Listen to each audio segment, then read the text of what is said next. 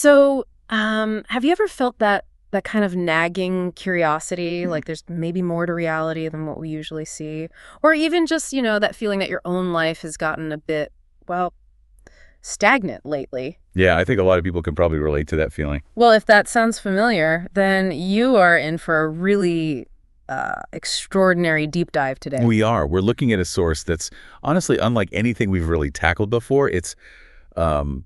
It's a literary fantasy, but it completely blurs the line Blurs the lines how?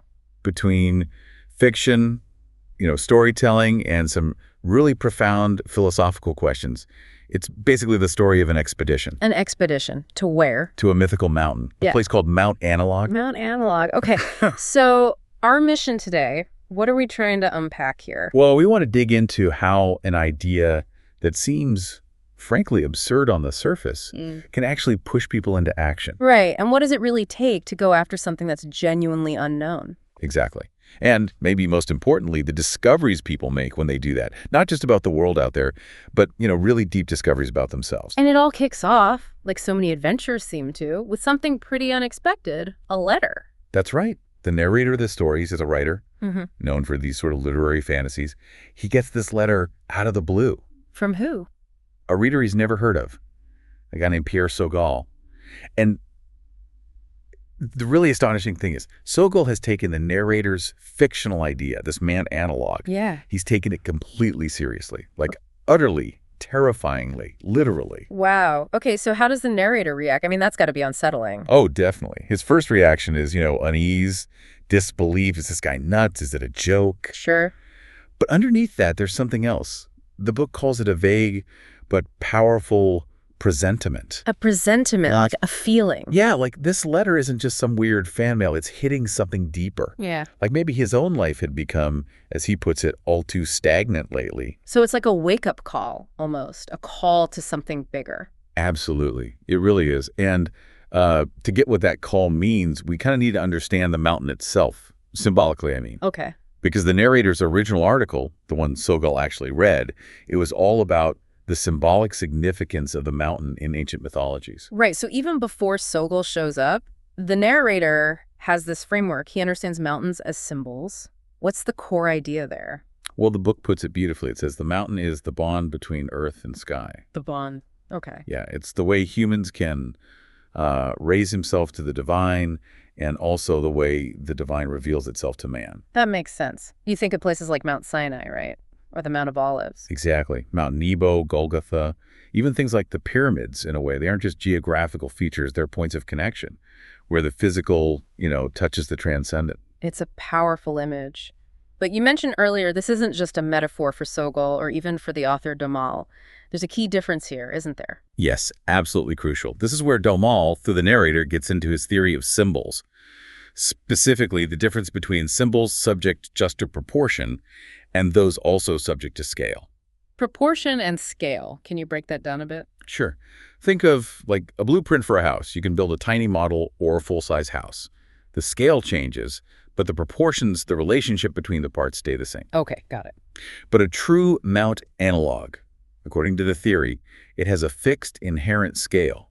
Its defining features, like having an inaccessible summit, but a base that's accessible to human beings as nature has made them.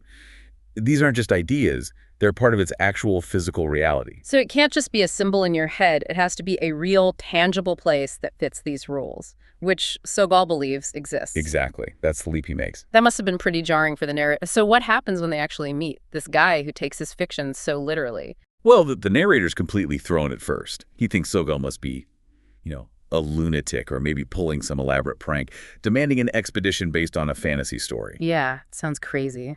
But then he goes to meet Saugal at this address, Passage de Patriarch. And it's not just an apartment. Saugal calls it his laboratory. A laboratory? What kind? Well, it's incredible. It's just filled with hundreds and hundreds of placards, like forming a visual encyclopedia of human knowledge. Wow. Everything from like plant cells to Mayan hieroglyphs. This guy isn't just eccentric. The narrator realizes he has this unique ability, this faculty for seeing ideas as external objects. Seeing ideas like things. Yeah. And because of that, he could make new links between ideas which appear totally unrelated. He's a real visionary. Even though he did these odd jobs, perfume appliances? Right? Seemingly random stuff. Yeah. Perfume, domestic appliances, even insecticide. But he had this amazing combination of vigorous maturity and the freshness of a child. That's a great description. And his background sounds just as unusual. He spent time in a monastery. Yeah, a very strange monastery, apparently. Yeah. Pretty unorthodox, maybe even heretical. And they had this cruel custom, the daily tempter. Daily tempter. What on earth is that? Well, each day, one brother was secretly picked to basically try and tempt the others, to test them, Oh, that's intense. A psychological experiment, really. Totally. And Sogol tells this story about one tempter, this big, jolly, rough-hewn fellow with baby blue eyes, who taught him something profound.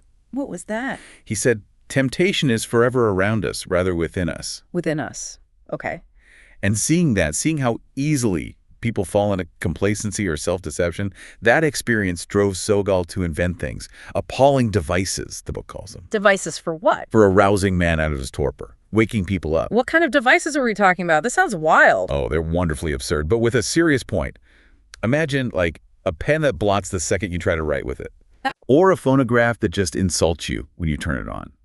Or maybe a mirror that doesn't show your reflection but shows a pig's head instead. Good grief.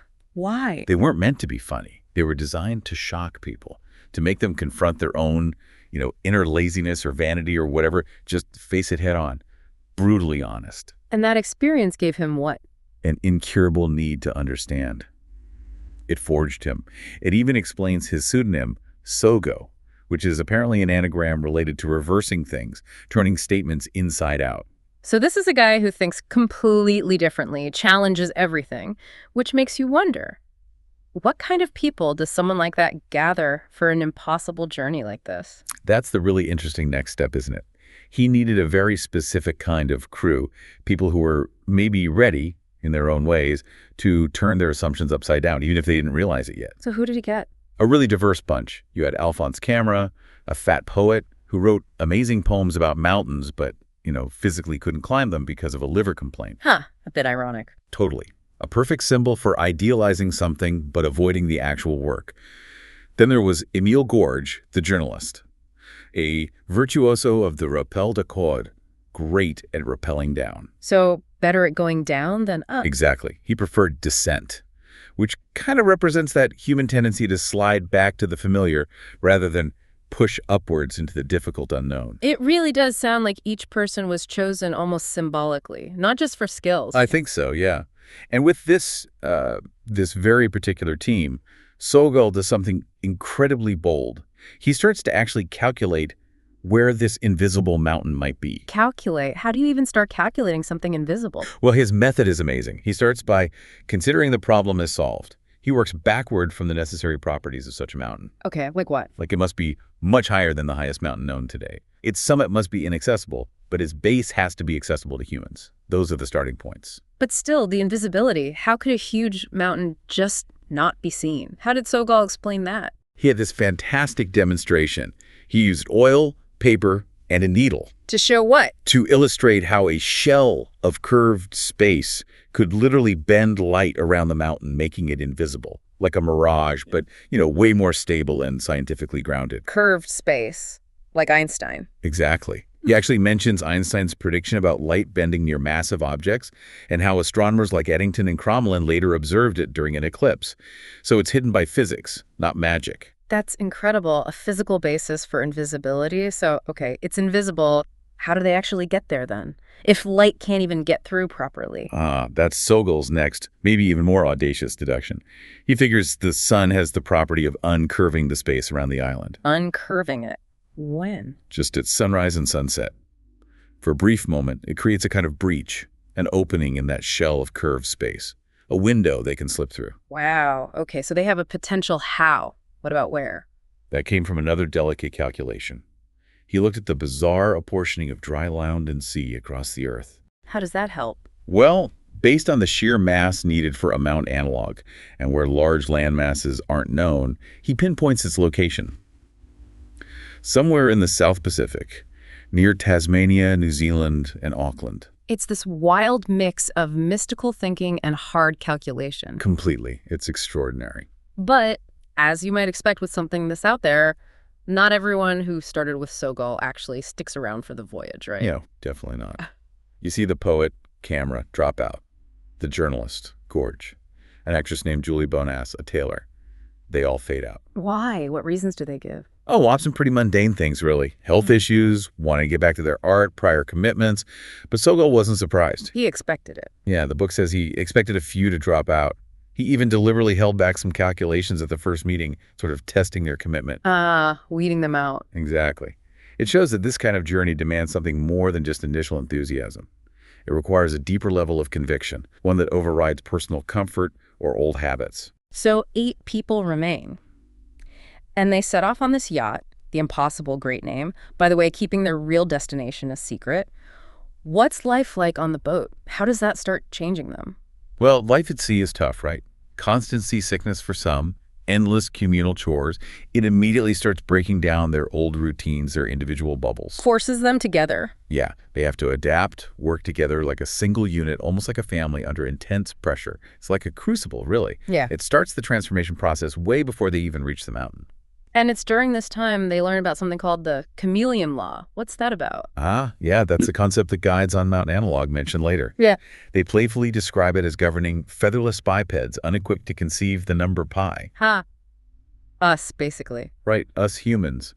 The law basically says we have this inner resonance to influences nearest at hand, meaning we're much more suggestible, much more influenced by our immediate environment and the people around us than we like to think. Our deeply held beliefs can waver just based on who we're talking to or where we are. That's humbling. It really is. The narrator feels it himself on the boat. He realizes how easily his own convictions could shift. It points to this constant struggle for inner stability, especially when you're on a path of discovery. You're constantly being pulled by external forces. And Sogol does these experiments too, right?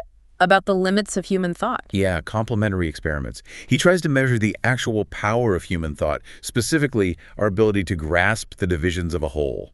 Like how many steps or consequences can we hold in our mind at once? And what does he find? His conclusion is pretty stark. Humans can really only conceive no more than 4 successive consequences or layers of inclusion at any one time. Only 4? That seems... It does, doesn't it? But think about how often we get confused, mix up the accident for substance, or mistake the means for end. Daumal, through Sogol, is suggesting this limit is why we get confused. We try to bite off more than our minds can chew. So the implication is simplify, break things down. Radically simplify. If you're tackling something profound, you have to approach it methodically, step by step, because our brains literally aren't built for juggling, say, 7 layers of complexity simultaneously. It's a call for focused progress over chaotic ambition. Makes sense. Now, to handle the practicalities of this long, isolated journey, Arthur Beaver, the doctor and yachtsman, comes up with some amazing gear, doesn't he? Oh, absolutely ingenious stuff. Yeah. He creates a portable kitchen garden. A garden on a yacht? Yeah. Using synthetic earth and special fast-growing seeds, they actually grow fresh vegetables and mushrooms right there on the boat. Wow. And it gets better. They achieve artificial symbiosis with a respiratory mechanism. Basically, it links the crew's breathing to the plant's growth. So they're recycling air. Humans breathe out CO2, plants use it, release oxygen. Exactly, a closed loop. It's an incredible example of adapting through sheer ingenuity when faced with extreme limitations. Necessity, mother of invention. Right. Definitely. And there's another key decision they make about equipment, isn't there?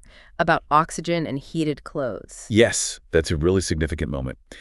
They debate whether to bring oxygen bottles and heated suits for the high altitudes. Standard mountaineering gear. But they decide against it. They do. They decide to rely on acclimatization instead. They believe the human body can adapt much more radically than conventional wisdom allows. What does that choice really signify? It's more than just practical, it's philosophical. It shows this deepening trust in their own capacity to change, to transform. They're choosing to shed dependence on external crutches and meet the mountain, literally, on its own terms. It's a huge commitment. And Sogol insists on approaching the island from a specific direction, too. From the west, at sunset. Right. There's a symbolic reason and a practical one. What's the symbolic one? He argues that civilization degenerates as it moves from east to west. So to return to the source, to origins, you have to go against that current. westward. Okay. And the practical reason. At sunset, there'd likely be a cool offshore breeze blowing from the land out to sea. Approaching from the west means this breeze would help suck them in towards the invisible continent rather than push them away. Clever. Blending the symbolic and the practical again. Always. So after all this preparation, all this anticipation, they finally arrive. They reach the coast of Mount Analogue. What is that moment like? The feeling is described as giddy bewildered. And there's this powerful sense of déjà vu, like they'd just been here before, like destiny clicking into place. Who meets them? A flotilla of boats comes out, and surprisingly, the people are described as European. And somehow they seem to be expecting the impossible and its crew. They were expected. How? It's not fully explained, adding to the mystery. And another strange thing happens immediately. What's that? They discover they absolutely cannot take photographs. Ordinary cameras just don't work there. It's as if the place itself refuses to be captured or documented in that material way. That's fascinating. Resists being pinned down. And they learn about the mountain gods who govern the place. Yes, there's a whole system of guides and higher authorities connected to the mountain itself. And the town they arrive at, Port of Monkeys. The name is bizarre, right? Especially since there are apparently not a single quadrilateral species in the region. No monkeys at all. So why call it that? It seems intentional, a paradox. Maybe a monkey suggests imitation, superficiality, sham agitation, as the book hints. It's a contrast to the deep reality of the mountain looming behind it, a commentary on surface appearances. And the economy there. It's based on something called paradigm. What are these? They're described as stones, clear and extremely hard stone, spherical, and perfectly transparent. Stones as money. Well, yes and no. They're the basis of currency, the only thing the mountain gods recognize as having value. But finding them is difficult and even dangerous. So they're rare, but why are they the currency? What do they represent? Their qualities, clarity, hardness, transparency, seem to represent inner qualities. Things like integrity, clarity of purpose, the result of hard-won self-knowledge. You earn them through effort on the mountain path. Ah, so it's not about wealth, it's about inner development. And the book talks about paying back one's debt using these paradigms. What's that debt? It seems to be the debt incurred simply by being allowed access to the mountain, to this path of transformation. You pay it back not with gold, but with what you become, with the inner clarity and strength you gain through the difficult process of ascent. It's about the value of your own effort and transformation. That's a profound concept of currency. And life there sounds so different. No engines, no electricity, no explosives. Utterly different. Almost primordial, but in a sophisticated way. The technology is integrated with nature, not imposed on it. And the plants and animals are unique, too. Oh yeah. They find things like arborescent bindweed that can apparently be used like dynamite, an incendiary like operidon, a fungus that glows, a talking bush that echoes words, even creatures like a hoop caterpillar and a cyclops lizard. Wow. Nature itself seems infused with something extra. Exactly. It's alive with meaning, reflecting the mountain's deeper laws. They also hear myths, right? From locals like an old Breton carpenter. Yes, myths about things like the sphere and the tetrahedron, symbolizing concentration and expansion, how humanity scattered. And initially, the team plans all sorts of studies. Like academic research. Pretty much. Studying myths, local origins, building observatories, researching the religious life there. Typical expedition stuff. But the narrative makes it clear these are just pastimes. Interesting, maybe, but ultimately distractions from the real goal. Which is the ascent? The ascent, not just climbing the physical mountain, but the inner journey that represents. And there's a sharp moment when that shift happens, isn't there? Triggered by a shout. Yes, a really pivotal moment. They're busy with their plans, their studies, and suddenly a guide shouts up from the street, "When are you getting underway?" Just like that. Simple question. Simple, but devastating. It hits them like a ton of bricks. It instantly exposes their intellectual cupidity, all their busyness, as a way of avoiding the real hard work. They call it the nasty owl. Yeah, that tendency towards idle curiosity, towards delaying the difficult ascent. They realize they've been circling, procrastinating on their true purpose. It's a moment of painful self-awareness.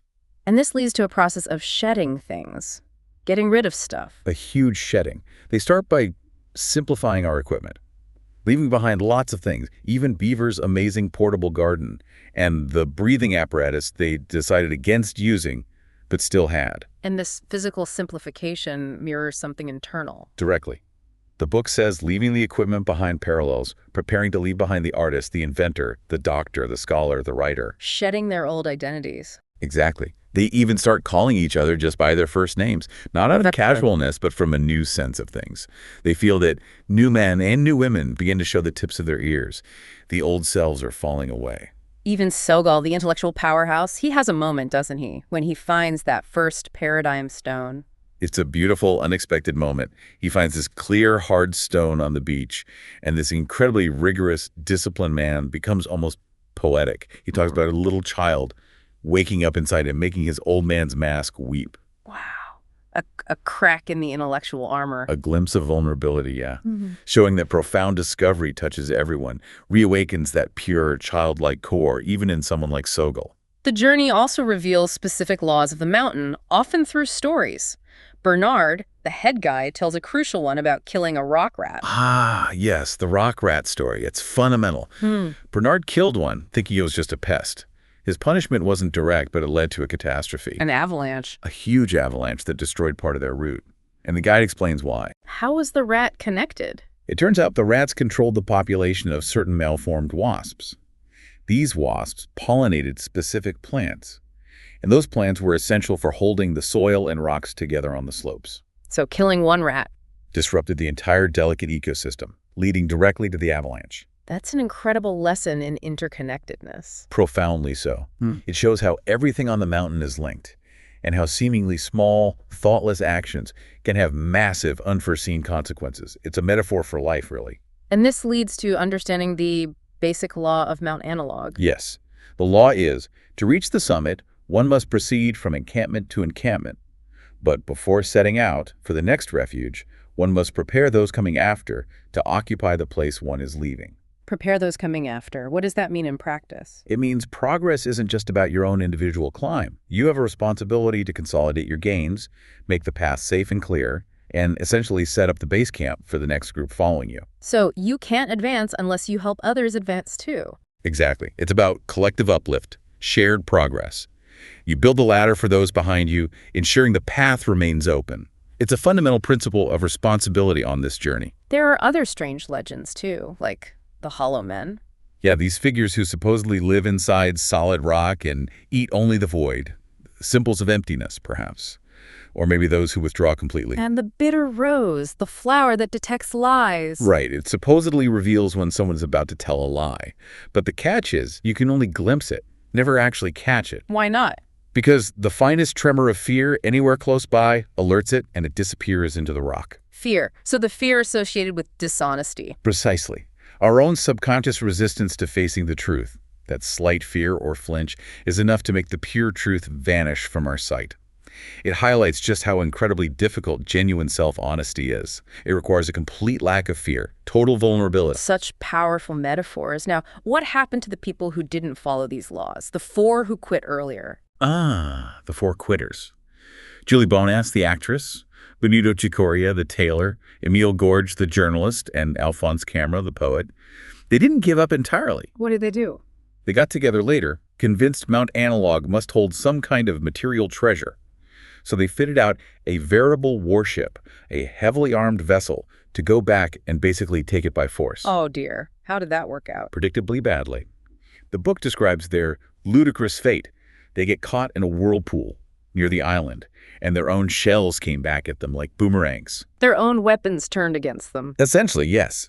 It's a stark illustration of how useless external force and materialistic greed are against the mountain's inner laws. Their own aggressive intentions literally spun back to destroy them. A powerful cautionary tale within the story.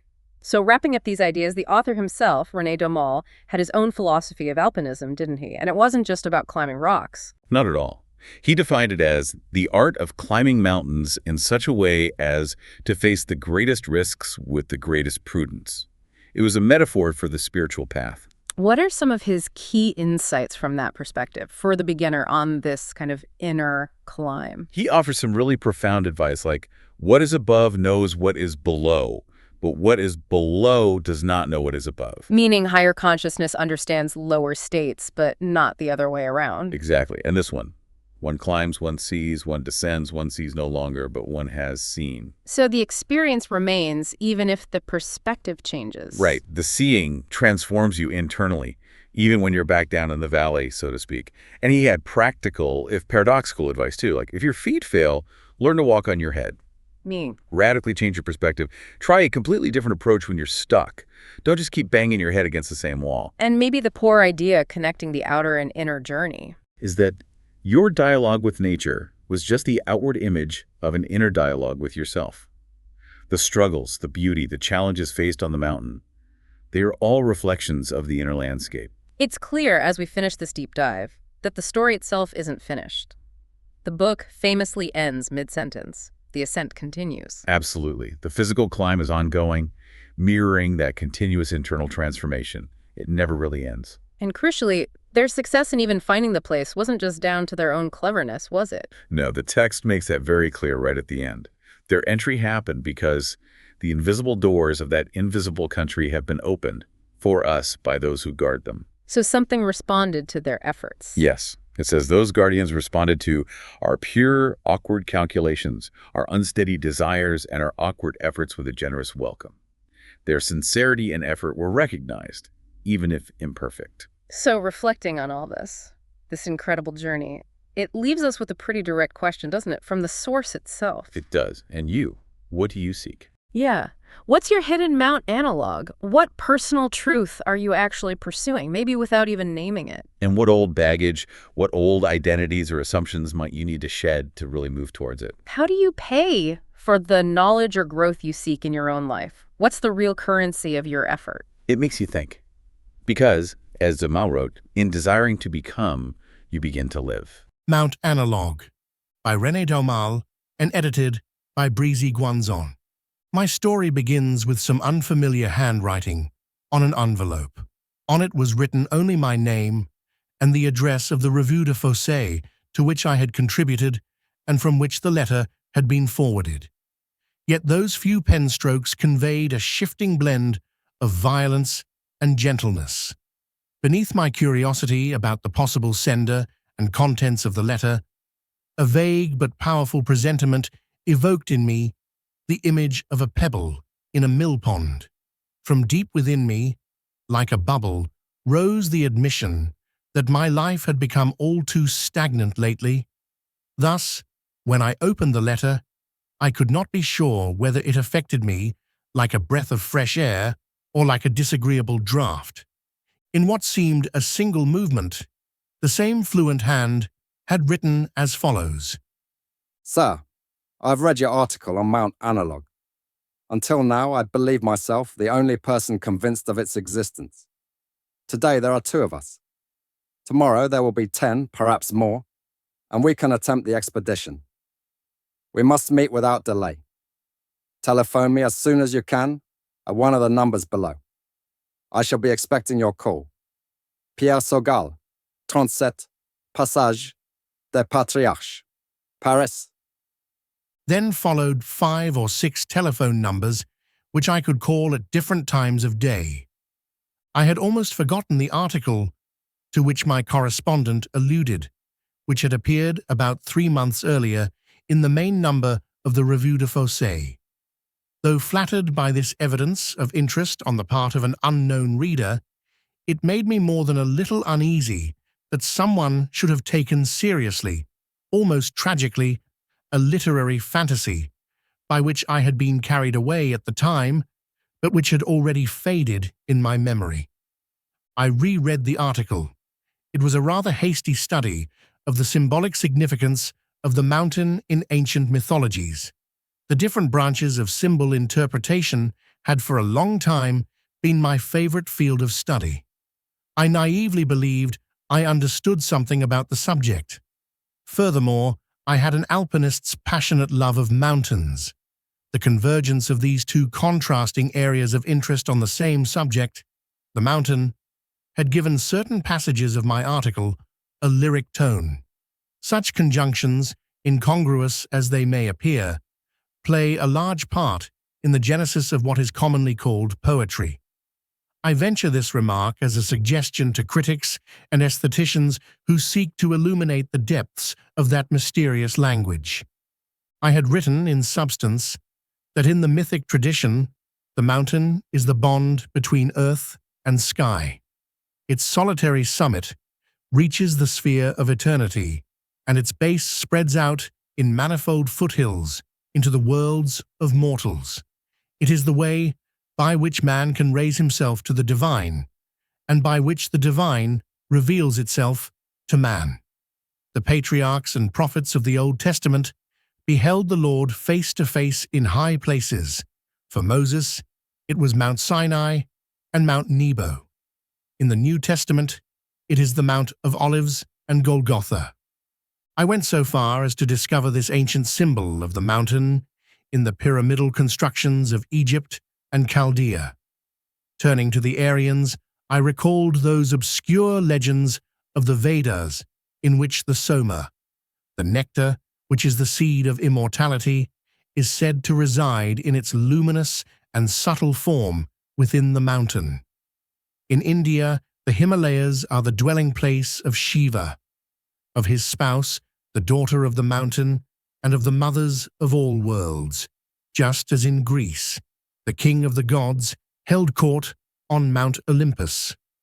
In fact, it was in Greek mythology that I found the symbol completed by the story of the revolt of the children of Earth, who, with their terrestrial natures and terrestrial means, attempted to scale Olympus and enter heaven on feet of clay. Was not this the same endeavor as that of the builders of the Tower of Babel, who, without renouncing their many personal ambitions, aspired to attain the kingdom of the one eternal being? In China, people have always referred to the mountains of the blessed. The ancient sages instructed their disciples on the edge of a precipice. After having surveyed the best-known mythologies, I went on to a general discussion of symbols, which I had divided into two classes: those subject only to the law of proportion, and those subject to the law of scale as well. This distinction has often been made. Nevertheless, I shall restate it.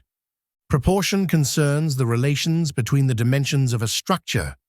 Scale, the relation between these dimensions and those of the human body.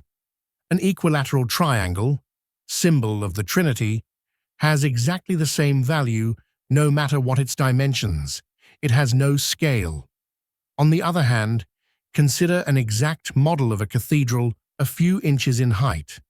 This object will always convey, through its shape and proportions, the intellectual meaning of the original structure, even if some details have to be examined under a magnifying glass, but it will no longer produce anything like the same emotion or the same response. It is no longer to scale. And what defines the scale of the ultimate symbolic mountain, the one I propose to call Mount Analogue? Its inaccessibility to ordinary human approaches. Now, Sinai, Nebo, and Olympus have long since become what mountaineers call cow pastures, and even the highest peaks of the Himalayas are no longer considered inaccessible. Today, all these summits have therefore lost their analogical importance. The symbol has had to take refuge in totally mythical mountains, such as Mount Meru of the Hindus. But to take this one example, if Meru has no geographical location, it loses its persuasive significance as a way of uniting earth and heaven. It can still represent the center or axis of our planetary system, but no longer the means whereby a man can attain it. For a mountain to play the role of Mount Analogue, I concluded, its summit must be inaccessible, but its base accessible to human beings as nature has made them. It must be unique, and it must exist geographically. The door to the invisible must be visible. This is what I had written. Taken literally, my article did indeed imply that I believed in the existence somewhere on the surface of the globe of a mountain far higher than Mount Everest. The belief, which was to a so-called sensible person absurd. And here was someone taking me at my word and talking about a tempting expedition. A lunatic? A practical joker? But what about myself? I thought suddenly. Didn't my readers have the right to ask the same questions of me, who had written the article? All right, am I a lunatic or a practical joker, or just a man of letters? Well, I can admit to it now. While asking myself these disagreeable questions, I felt that in spite of everything, some part of me deep down firmly believed in the material existence of Mount Analogue. The following morning, I called the telephone number indicated for that hour in the letter. An impersonal woman's voice suddenly blurted out, "Eurythmy Laboratories," and asked with whom I wished to speak. "That's about EURYTHME, I said. After a little clicking, a man's voice came through. Ah, so it's you. It's a lucky thing for you. The telephone doesn't transmit smells. Will you be free Sunday? Come to my place around 11.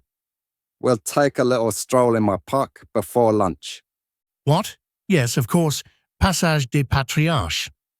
Why? Oh, the park. That's my laboratory. I thought you were a mountaineer. Yes, well then, it's all agreed. See you on Sunday. So he's not a lunatic. A lunatic wouldn't have an important position in a perfume factory. A practical joker? That warm, forceful voice did not belong to a prankster. That was Tuesday. 3 days of waiting, during which people found me very distracted. Sunday morning, kicking tomatoes, slipping on banana peels, jostling sweaty housewives, I made my way to the Passage des Patriarches. Entering the building through an archway, I communed with the soul of empty corridors and was finally drawn to a door at the far end of the court. Before opening it, I noticed 2 strands of rope, which hung down across the face of the bulging, decrepit wall from a little window on the 6th floor.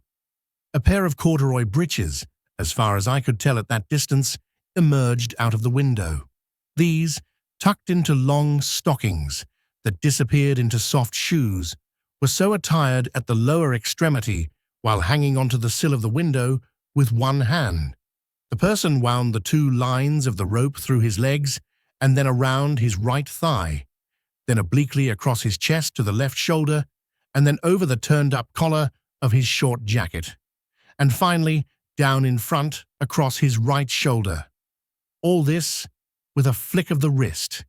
He grasped the lines below him with his right hand and those above with his left hand, pushed himself away from the wall with his feet, and with erect torso and spread legs descended at a speed of 5 feet a second in a style that looked so well in photographs. He touched the ground when a second figure started out over the same course. But on arriving at the bulge in the wall, this second person was struck on the head with something resembling a rotten potato, which squashed itself on the pavement below, while the boys from above trumpeted, "Didn't get you, used to falling rocks?" All the same, he reached the bottom without being too disconcerted, but did not finish his rappel with the movement which justifies that name and which consists in pulling on one of the lines to retrieve the rope. The 2 men shouldered off under the disgusted gaze of the concierge. Going through the door, I climbed 4 flights of service stairs and came upon these words on a sign posted next to the window. Pierre Segal, Professor of Mountaineering. Lessons Thursday and Sunday from 7 to 11 a.m. Means of access. Go out of the window, take a left turn, scale a chimney onto the corners, climb a crumbling schist slope. Follow the ridge from north to south, avoiding several grands arêtes, and enter by the skylight on the east slope. I willingly submitted to these fantasies, even though the stairs went on up to the 6th floor. The turn was a narrow ledge along the wall, the chimney, a dark recess, which needed only to be closed by the construction of an adjoining building to be called a court. The slope of the schist, a dilapidated slate roof, and the Grand Arete, some mitred and peaked chimneys. I entered through the skylight and found myself face to face with the man himself, fairly tall, lean, vigorous, with a heavy black mustache and wavy hair. He had the tranquility of a caged tiger biding his time. He looked at me with calm dark eyes and held out his hand. "You see what I have to do to make a living?" he said. "I'd like to receive you in better quarters." "I thought you worked in a perfume factory," I interrupted. "That's only part of the story. I do odd jobs. A domestic appliance factory, a camping goods store, a laboratory producing insecticide, and a photo engraving company. In each one, I undertake reputedly impossible inventions. Up to now, I've managed, but since they know I can't do any other kind of work, they pay me badly. Well, I give climbing lessons to sons of the idle rich, bored with bridge and travelling. Make yourself at home. Have a look around my garret." The place consisted of several attic rooms with the partitions knocked out to make a long studio, lit and ventilated by a huge window at one end. Under the window were piled the usual apparatus of a physico-chemical laboratory. Through the studio wound a pebbled path, devious as the track of an ornery mule, and bordered with shrubs and bushes in pots or in crates, cactus plants, small conifers, dwarf palms, and rhododendrons. Along the path, glued to the window panes, or hung on the bushes, or dangling from the ceiling, so that all free space was put to maximum use, hundreds of little placards were displayed. Each one carried a drawing, a photograph, or an inscription, and the whole constituted a veritable encyclopedia of what we call human knowledge, a diagram of a plant cell, Mendel's periodic table of the elements, the keys to Chinese writing, the cross-section of the human heart, Lorenz's transformation formula, each planet and its characteristics, fossil remains of the horse species in series, Mayan hieroglyphs, economic and demographic statistics, musical phrases, samples of the principal plant and animal phyla, crystal specimens, the ground plan of the Great Pyramid, brain diagrams, logistic equations, phonetic charts of the sounds employed in all languages, maps, genealogies, everything, in short, which would fill the brain of a 20th century Pico della Mirandola. Here, in their jars, aquariums, and cages, were held various extravagant fauna. But my host did not let me linger over his holothurians, his calamari, his water spiders, his termites, his anteaters, and his axolotls. He led me onto the path, where the two of us could just stand abreast, and asked me to take a stroll with him around the laboratory. Thanks to a slight cross-draft and the scent of the dwarf conifers, one had the impression of climbing the zigzags of an interminable mountain path. "You understand, Pierre Sogel," he said, "that you and I have such grave decisions to make with such far-reaching consequences for our lives that we can't stop by taking shots in the dark. We'll have to get to know each other. Today, we can walk around together, talk, eat, and be silent together. And later, I believe we'll have the opportunity to act and suffer together. All that is necessary to make one's acquaintance, as they say." Naturally, we talked of mountains. He had explored all the highest ranges of our planet, and I had the feeling that with one of us at each end of a stout rope, we could that very day have attempted the most dangerous ascents. Then the conversation jumped, veered off in several directions, and reversed itself, and I began to understand the use to which he put all those pieces of cardboard which spread out before us, the knowledge of the century. All of us keep fairly extensive collections of such diagrams and inscriptions in our heads, and we have the illusion we are thinking the loftiest scientific and philosophical thoughts when, by chance, a few of them fall into a pattern which seems neither too conventional nor too novel. It happens as if by the effect of drafts or cross-currents, or simply by the result of their own constant shiftings, like the Brownian movement, which displaces particles suspended in a liquid. Here, all this material was visible outside of us. We could not confuse it with ourselves. As a garland is strung from hooks, we hung our conversation on those little images, and each of us could see the mechanism of the other's mind, and of his own, with equal clarity. As in all his outward appearance, there was in this man's manner of thinking a singular combination of vigorous maturity and the freshness of a child. But above all, just as I was aware of the action of his restless and untiring legs, I was aware also of his thinking like a force as palpable as heat, or light, or wind. This force seemed to consist in an exceptional faculty for seeing ideas as external objects and for establishing new links between ideas which appeared totally unrelated. I heard him, I'd be prepared to say I saw him, treat human history as a problem in descriptive geometry, then, a moment later, speak of the properties of numbers in terms of zoological species. The fusion and division of cells became a particular instance of logical reasoning, and language obeyed the same laws as celestial mechanics. I had difficulty answering him and soon found myself becoming giddy. He noticed and began to speak of his past life. While still quite young, he said, I had already experienced almost every pleasure and disappointment, every happiness and every suffering which can befall a man as a social animal. It would be useless to give you the details. The repertory of possible happenings in a human life is fairly limited.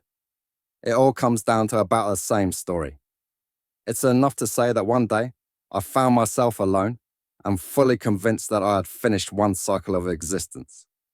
I had travelled a great deal, studied a variety of improbable sciences, learned 10-odd trades. Life dealt with me a little the way an organism treats a foreign body. It was obviously trying either to assimilate me or to expel me. For my part, I yearned for something else. After a time, I believed I had found that something else in religion. I entered a monastery, a very strange one. Its name and location make little difference, but to say the least, it belonged to a distinctly heretical order. In particular, there was a curious custom in the rule of the order. Every morning our superior handed to each of us, we were about 30 in all, a slip of paper folded twice. One of these slips bore the words "You today," and only the superior knew which one of us received it.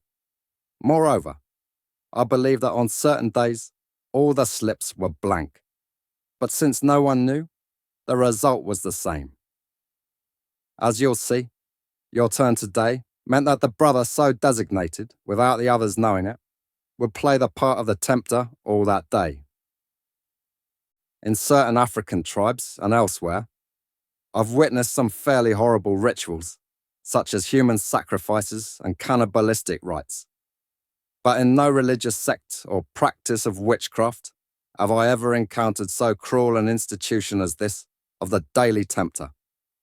Can you imagine 30 men leading a communal life, already half crazed by the perpetual terror of sinning, looking at one another, obsessed by the knowledge that one of them, and they don't know who, has been specifically commissioned to test their faith, their humility, and their charity?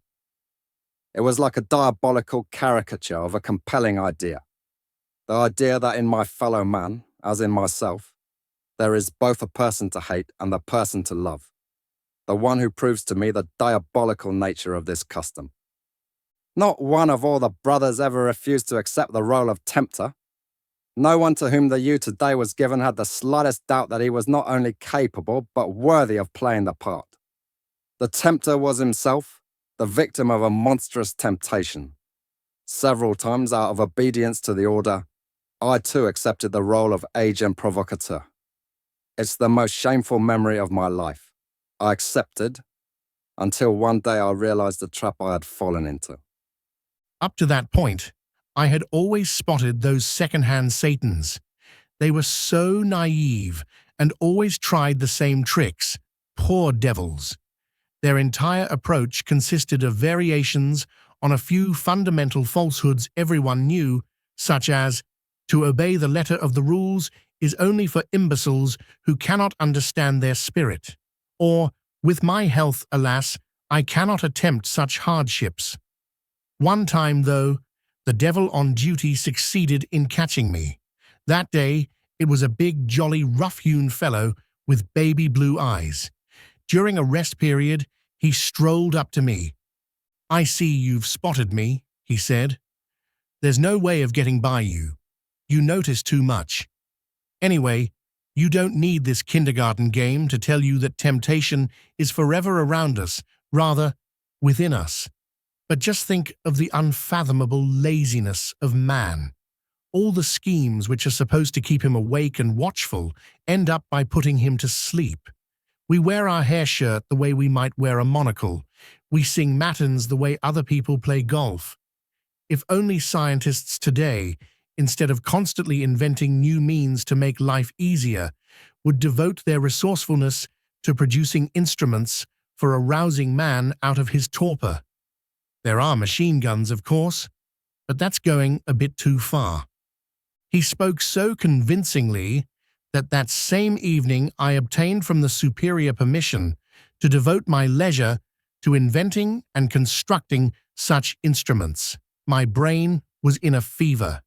I immediately invented some appalling devices. A pen for facile writers, which spattered or blotted every 5 or 10 minutes.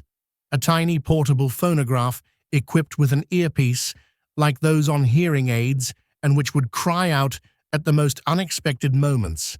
Who do you think you are? A pillow called the soft pillow of doubt, which deflated unexpectedly under the sleeper's head. A mirror whose curvature was designed, and what trouble it gave me, so as to reflect any human face like a pig's head. There were many more. I kept so hard at work, I had no time anymore to spot the daily tempters. They had a good time egging me on. Then one morning, I received you today. The first brother I met was the big fellow with the baby blue eyes. He greeted me with a suspicious smile, which brought me to my senses. All at once, I understood both the childishness of my inventions and the ignominy of the role I was expected to play. Breaking all the rules, I went to find the superior and told him that I could no longer consent to play the devil. He spoke to me with mild severity, perhaps sincere, perhaps professional. "My son," he concluded, "I see that there is in you an incurable need to understand which must prevent you from remaining any longer in this house.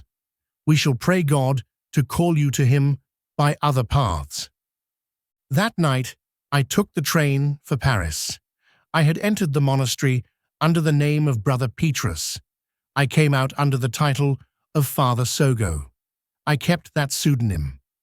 The other monks called me that because of a turn of mine they noticed in me, which led me to reverse, on a trial basis at least, any statement proposed to me, to invert cause and effect, principle and consequence, substance and accident. Sogo is a rather childish anagram and somewhat pretentious, but I needed a name with a good ring to it, and it reminded me of a rule of thought which had served me well, thanks to my scientific and technical knowledge. I soon found jobs in various laboratories and industrial plants. I readjusted little by little to contemporary life, but only externally. It's true, for when you come down to it, I can't bring myself to fall in with this monkey cage agitation which people so dramatically call life. Of Dalran. "All right, physics, my girl," Father Sogo called out, and he explained to me, "Dinner's ready. Let's go in." He led me off the path, and, with a gesture indicating all contemporary human knowledge written on the little rectangles before our eyes, set into a grave voice. Fake, all fake. I can't say one of those cards here's a truth. One small but certain truth. In the whole show, there's nothing but mystery and error. Where one ends, the other begins. We went into a small room, all white, where the table was set. Now here at least, he said, is something relatively real. If one can risk combining these two words without causing an explosion. We sat down facing one another across one of those fine country stews in which every vegetable and seasoning weaves its savor around a piece of boiled animal.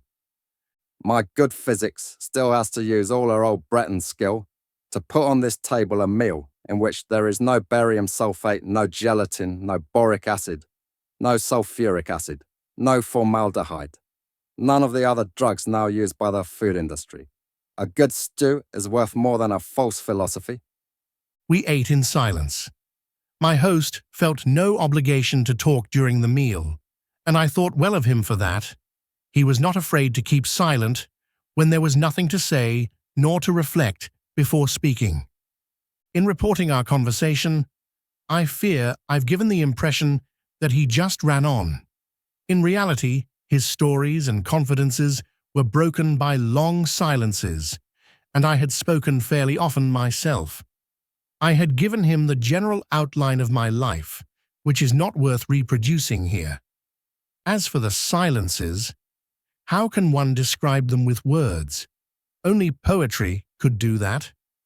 After the meal, we returned to the park under the window and stretched out on some rugs and leather cushions.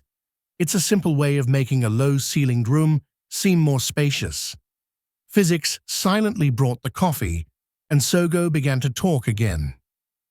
Well, that fills my stomach, but scarcely more. With a little money in this galloping civilization of ours, one can easily obtain the basic physical satisfactions. The rest is fraud, tricks and tricks. There's our whole life, from diaphragm to cranium. My superior was right. I suffered from an incurable need to understand. I don't want to die without having understood why I lived. How about you? Have you ever been afraid of death? In silence, I hunted among my memories, deep memories where words had never before pried, and I spoke with difficulty. Yes, when I was around 6, I heard something about flies.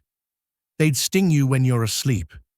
Naturally, someone dragged in the old joke, when you wake up, you're dead. The words haunted me that evening in bed with the light out.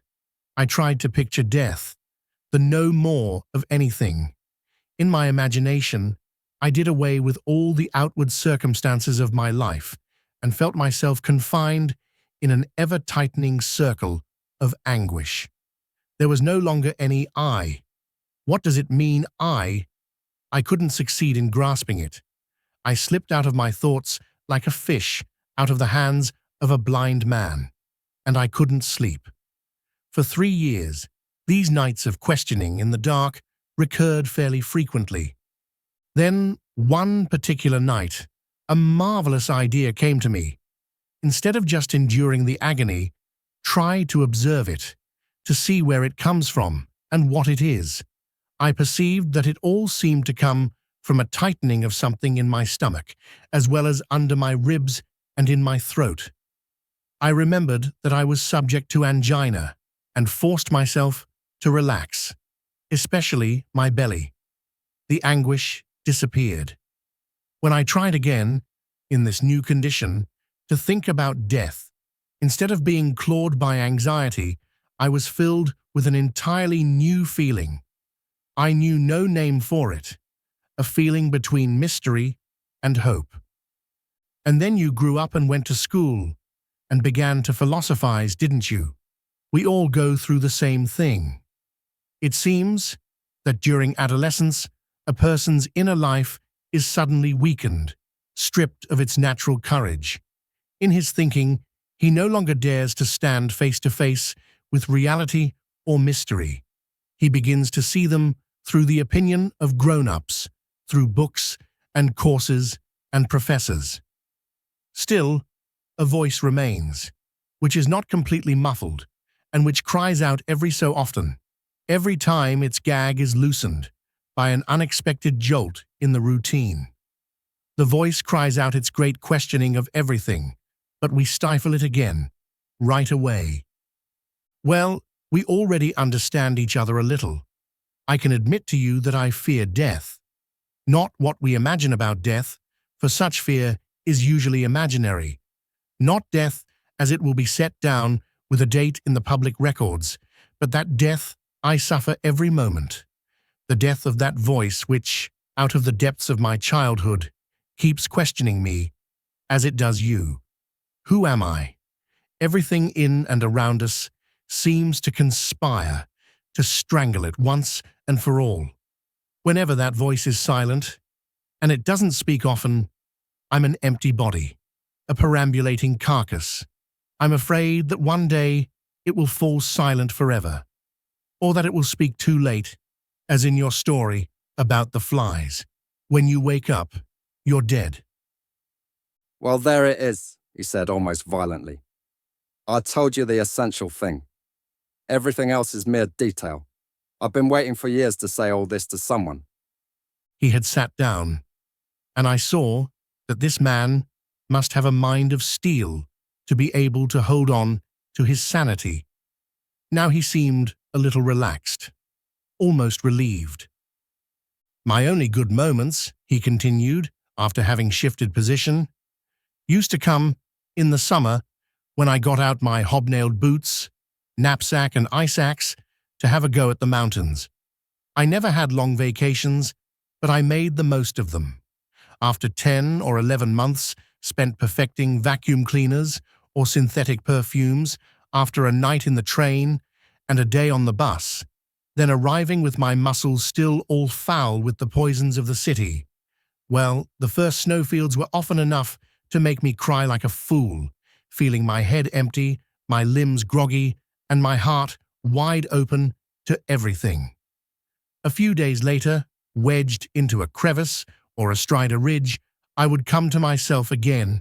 I would recognize in myself the person I had not seen since the previous summer.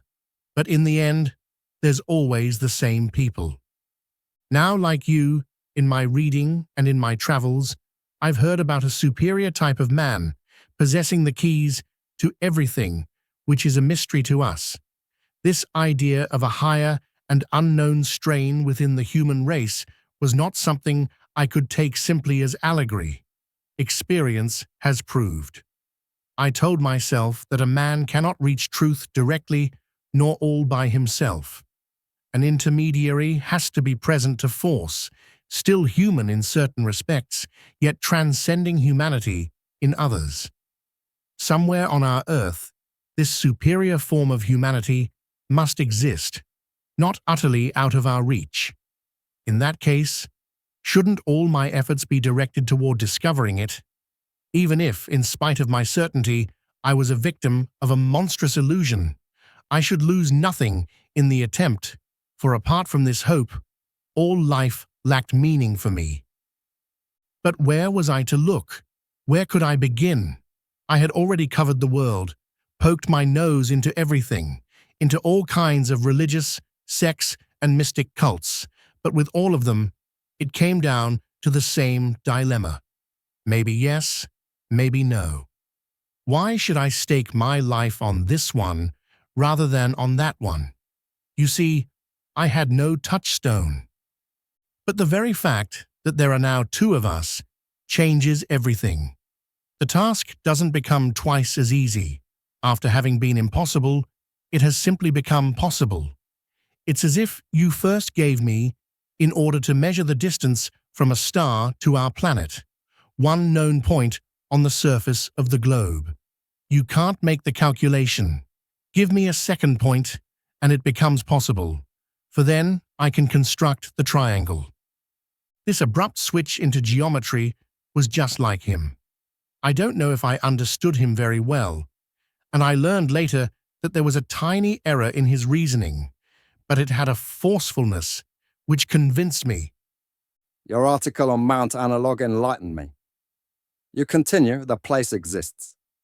Both of us know that, therefore we'll discover it. Where? That's a matter of calculation.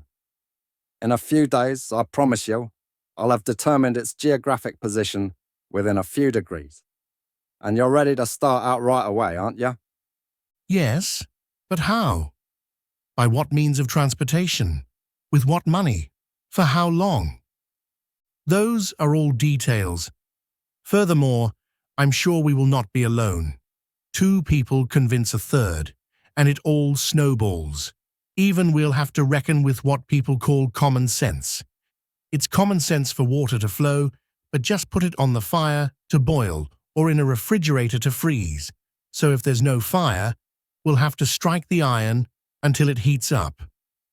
Let's have the first meeting here next Sunday, all right? 5 or 6 good friends whom I can count on. 1 is in England and 2 in Switzerland, but they'll be here. It's always been agreed among us that we'd never attempt a major expedition without the others. This will be a major expedition if there ever was one. I have a few people in mind too, I said. Invite them for 4 o'clock. Come earlier yourself, around 2. My calculations will be finished. We'll... Do you have to leave so soon? All right, here's the exit, he said, showing me the little window out of which hung the cord to rappel out. Only physics uses the stairs. Using the rope, which smelled of grass and stables, I reached the ground in a few moments with a feeling of not belonging. I found myself out in the street, slipping on banana peels, kicking tomatoes, and jostling sweaty housewives. If, on the way back from the Passage des Patriarches to my apartment near Saint-Germain-des-Prés, I had thought of examining myself like a transparent foreign body, I should have discovered one of the laws which governs the behavior of featherless bipeds unequipped to conceive the number pi, Father Sogal's definition of the species to which he, you, and I belong. This law might be termed inner resonance to influences nearest at hand. The guides on Mount Analogue, who explained it to me later, called it simply the chameleon law. Father Sogal had really convinced me, and while he was talking to me, I was prepared to follow him in his crazy expedition. But as I neared home, where I would again find all my old habits, I imagined my colleagues at the office, the writers I knew, and my best friends listening to an account of the conversation I had just had. I could imagine their sarcasm, their skepticism, and their pity. I began to suspect myself of naivete and credulity, so much so that when I tried to tell my wife about meeting Father Circle, I caught myself using expressions like a funny old fellow, an unfrocked monk, a slightly daffy inventor, crazy idea. After all that, I was stupefied to hear her say, at the end of my story, "Well, he's right. I'm going to start packing my trunk tonight, for there are not just 2 of you, there are already 3 of us. "So you take it all seriously?" This is the first serious idea I've come across in my life." And the force of the chameleon law is so great that I came back to the thought that Father Sogo's enterprise was, after all, entirely reasonable. That is how the plan for an expedition to Mount Analogue was born. Now that I've started, I shall have to tell the rest, how it was proved that a hitherto unknown continent really existed with mountains much higher than the Himalayas, how it happened that no one had detected it before, how we reached it, what creatures we met there, how another expedition pursuing quite different goals barely missed destruction, how we have begun, little by little, to put down roots, so to speak, in this new world, and how, nevertheless, the journey has barely begun. High, remote in the sky, above and beyond successive circles of increasingly lofty peaks, buried under whiter and whiter snows, in a splendor the eye cannot look on, invisible through excessive light, rises the uttermost pinnacle of Mount Avalon. There, On a summit more pointed than the finest needle, he who fills all space resides unto himself, on high, in the most rarefied air, where all freezes into stone. The supreme and immutable crystal alone subsists up there, exposed to the full fire of the firmament, where all is consumed in flame. Subsists the perpetual incandescence. There, at the center of all creation, is he who sees each thing accomplished in its beginning and in its end. That is what the mountain people chant up there. That is what it's like. You say that's what it's like, but if it gets a little cold, your heart turns into a mole. If it gets a little hot, your head is filled with a buzzing of flies. If you go hungry, your body becomes as useless as a bulky mule. If you are tired, your own feet mock you. That's another song the mountain people are singing as I write, while I hunt for a way to tell this story so that it will seem at least believable. At the beginning of this chapter, and maybe it will give you some feeling of what's to come, it's entitled Chapter 2, which is that of suppositions.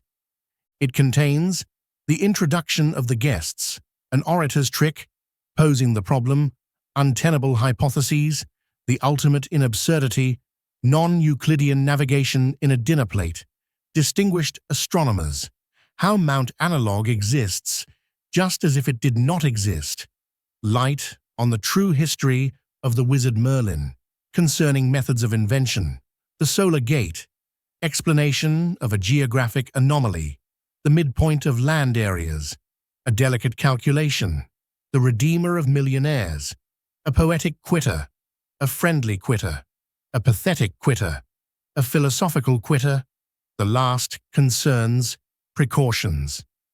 The following Sunday at 2 in the afternoon, I brought my wife to the laboratory in the Passage des Patriarches. After half an hour, the three of us formed a group for which the impossible no longer existed. Father Circle had just finished his mysterious calculations, but he put off his account of them until a little later, when everyone would be present. Meanwhile, we decided to exchange descriptions of the people we had invited. My guests were as follows: Yvonne Laps, about 35 to 40, a Russian of Finnish birth, and a remarkable linguist, especially outstanding as a linguist because of his capacity to express himself orally or in writing with simplicity, elegance, and precision in 3 or 4 different languages. Author of The Tongue of Tongues and of Comparative Grammar of Gesture Languages.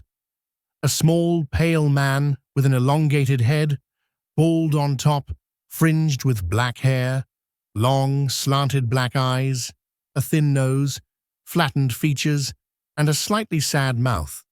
An excellent glacier climber, he had a particular liking for bivouacs at high altitudes. Alphonse Camera, French, 50, an esteemed and prolific poet. Bearded, corpulent, with a lethargic manner, a little like Valérie, redeemed by a fine, warm voice. A liver complaint kept him out of long ascents, and he consoled himself by writing lengthy poems on mountain themes. Émile Gorge, French, 25, a newspaperman with a persuasive manner and a passion for music and choreography about which he wrote brilliantly, a virtuoso of the rappel de corde who preferred the descent to the ascent. Small, bizarrely built, with a thin body and a chubby face, having thick lips and no visible cheekbones. Judith Pancake, an American friend of my wife's, around 30, a mountain painter. Moreover, she's the only true painter of high mountains that I know. She understands that the view one has from a high peak is not registered in the same perceptive range as a still life or an ordinary landscape. Her paintings admirably express the circular structure of space in the upper regions. She does not consider herself an artist. She paints simply to have a souvenir of her ascents, but she does it in such a workmanlike manner that her pictures, with their curved perspective, vividly recall those frescoes in which the old religious painters tried to represent the concentric circles of the celestial universe. Father Sogol gave this description of his guests. Arthur Beaver, 45 to 50, a physician, yachtsman, and mountain climber. An Englishman, of course, knows the Latin names, habits, and properties of all animals and plants on the principal mountain ranges of the Earth. Is really happy only at an altitude above 15,000 feet. He forbade me to reveal how long and by what means he stayed at the summit of one of the Himalayas, because, as he said, as the doctor earned a gentleman and the true alpinist, he avoided fame like the plague. He had a large, bony body, silvery blonde hair lighter than his tanned face, eyebrows perched very high, and finely drawn lips which hovered between naivete and irony. Two brothers, Hans and Karl, no one ever used their surname, about 25 and 28 respectively, Austrians, specialists in acrobatic climbing. Both blonde, but the former with an oval head, the latter with a squarish look, superbly built, with fingers of steel and eagle eyes. Hans was studying mathematical physics and astronomy. Karl was interested principally in Oriental metaphysics. Arthur Beaver, Hans and Karl were the three friends Sogol had mentioned as forming with him an inseparable mountaineering team. Julie Bonas, between 25 and 30, a Belgian actress. She was having, just then, a considerable success on the stage in Paris, Brussels, and Geneva. She was the confidant of a swarm of odd young people whom she guided in the paths of sublime high-mindedness, as she said, "I adore Ibsen, and I adore chocolate eclairs." Same tone of mouth-watering conviction. She believed in the existence of the fairy of the glaciers, and in winter she skied a great deal on slopes with cable lifts. Benito Cicoria, about 30, a ladies' tailor in Paris, small, stylish, and a devotee of Hegel. Though Italian by birth, he belonged to a school of mountain climbing roughly designated as the German school. Its method could be described this way. You attack the steepest slope of a mountain along the least promising approach, the one which is most crumbling and exposed to rock slides, and you climb straight toward the summit without allowing yourself to look for any convenient detours to the right or to the left. Usually, you succeed in killing yourself, but sooner or later, some national team reaches the summit alive. With Sogol, my wife, and me, it made 12 people all told. The guests arrived pretty much on time, that is, the meeting being set for 4 o'clock. Mr. Beaver showed up first at 3:59, and Julie Bonas, delayed by a rehearsal, the last to arrive, made her entrance on the stroke of 4:30. After the hubbub of introductions, we all sat down at a large makeshift table, and our host began to speak. He had repeated the general lines of the conversation he had had with me, reaffirmed his conviction about the existence of Mount Analogue, and announced he was going to organize an expedition to explore it. Most of you, he went on, already know how I have spent being able to limit the area of investigation in a first approximation. About 1 or 2 of you are not yet informed, and for you to refresh everyone's memory, I'll go over my calculations again. At that point, he gave me a rogue, forceful look, demanding my complicity in this adroit falsehood. For naturally, everyone was still in the dark. But by this simple ruse, each person had the impression of belonging to a minority, of being among 1 or 2 not yet informed, felt himself surrounded by a convinced majority, and was eager to be quickly convinced himself. This simple method of Sogol's, for getting the audience into the palm of his hand, as he praised it, was a simple application of the mathematical method, which consists in considering the problem as solved, and he also used the chemical analogy of a chain reaction. But if this roost was employed in the service of truth, good, one still call it a falsehood? In any case, everyone pricked up his ears. I'll sum up the premises, he said. Firstly, Mount Analogue must be much higher than the highest mountain known today. Its summit must be inaccessible by means known up to now. Secondly, its base must be accessible to us, and its lower slopes must already be inhabited by human beings similar to us, for it is the path which links our present human domain to higher spheres, inhabited, therefore habitable, therefore characterized by a set of conditions including climate, flora, and fauna and cosmic influences of all sorts not too different from the environment of our own continents. Since the mountain itself is extremely high, its base must be fairly broad. We are dealing with an area at least as large as that of the Earth's largest islands: New Guinea, Borneo, Madagascar, perhaps even Australia. If we agree to this much, three questions arise. How has this territory thus far escaped the notice of explorers and travelers? How does one gain access to it? Where is it?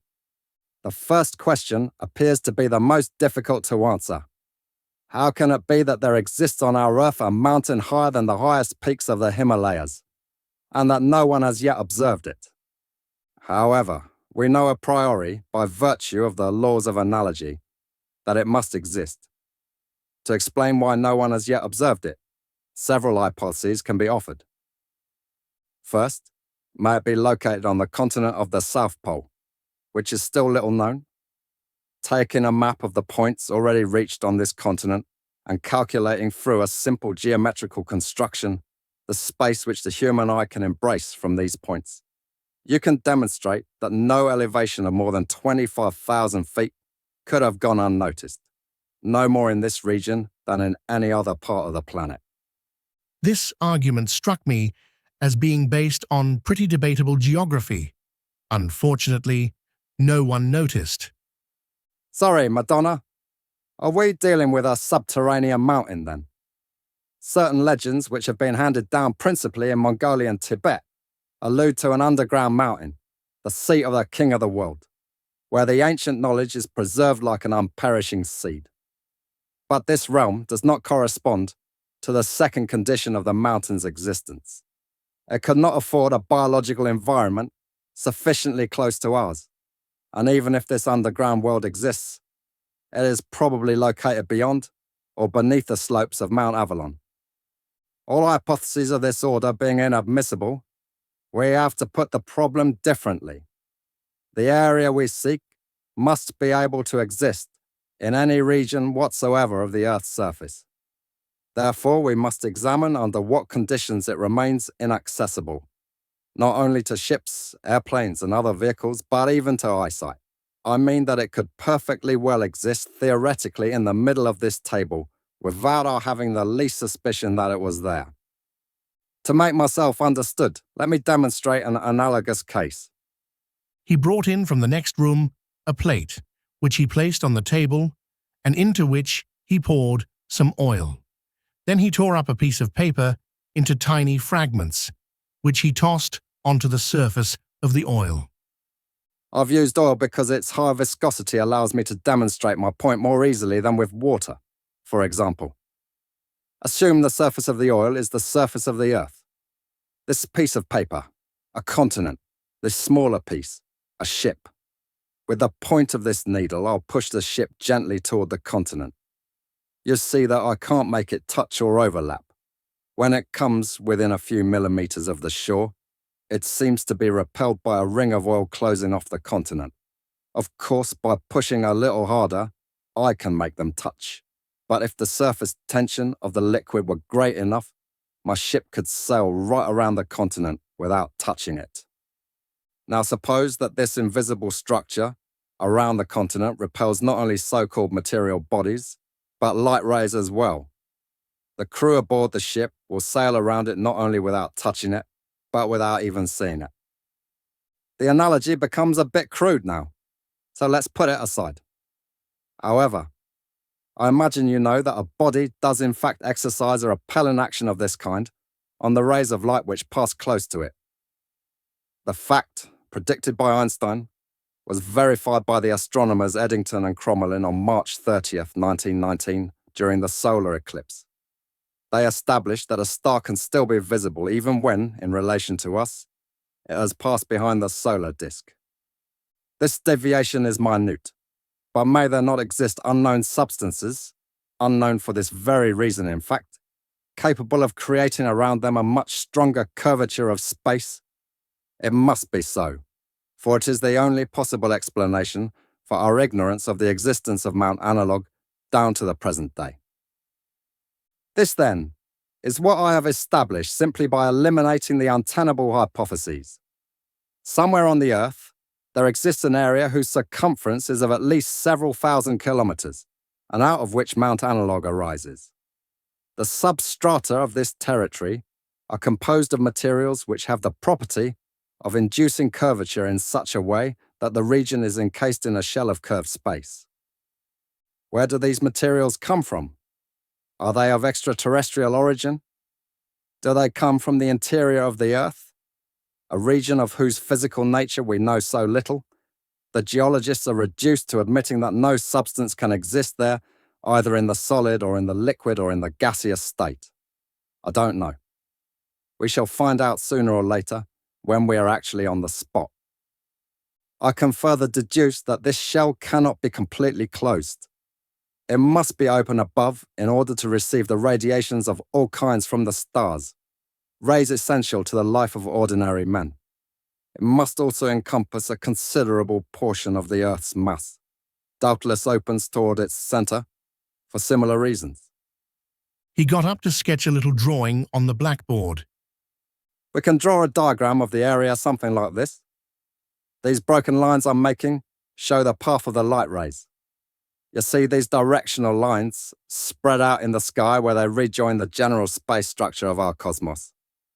This opening out must take place in so great an altitude, far greater than the depth of our atmosphere, that it would be of no use trying to enter the shell over the top in an airplane or a balloon. If we visualize the area horizontally, we have this drawing. And remember, the immediate vicinity of Mount Analogue cannot present any noticeable special anomaly, since beings like ourselves must be able to exist there. It's a matter of a closed ring of curvature, spacious and impenetrable, which surrounds the country at a fixed distance with an invisible, intangible rampart. Because of it, everything takes place as if Mount Analogue did not exist. Supposing, in a minute I'll tell you why. The area in question is an island. Here's how I'd have to draw the course of a ship going from A to B. Let's say we're aboard that ship. There's a lighthouse here at B. From A, I point a glass straight ahead in a line with the ship's course. I see the lighthouse at B, whose light has made a detour around the side of a mountain. And I will never suspect that between the light and me lies an island covered with high mountains. I continue on course. The curvature of space deflects the light from the stars, and also the lines of force in the Earth's magnetic field, so that in navigating, when the sextant encompasses the sun, moving in a straight line without the runner moving in the slightest, my ship and everything on board will be subject to the curvature and follow the contour deviation I've shown on the drawing between A and B. So, even if this island is as big as Australia, it's understandable now that no one has ever suspected its existence. You see, Miss Pancake suddenly became pale with excitement. but that's exactly the story of Merlin and his magic circle. To tell the truth, I've always been convinced that this stupid business with Vivian was invented later by allegory hunters who missed the point.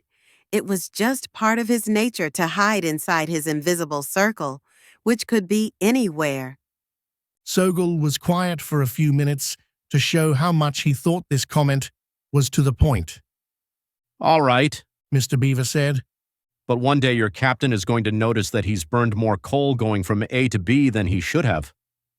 Not at all, for in following the curvature of space, the ship itself lengthens proportionally. It's a matter of mathematics. The engines grow larger. Each piece of coal stretches out. Oh, I understand. In effect, everything cancels out. But then how will anyone ever be able to land on the island, supposing we could determine its geographical position?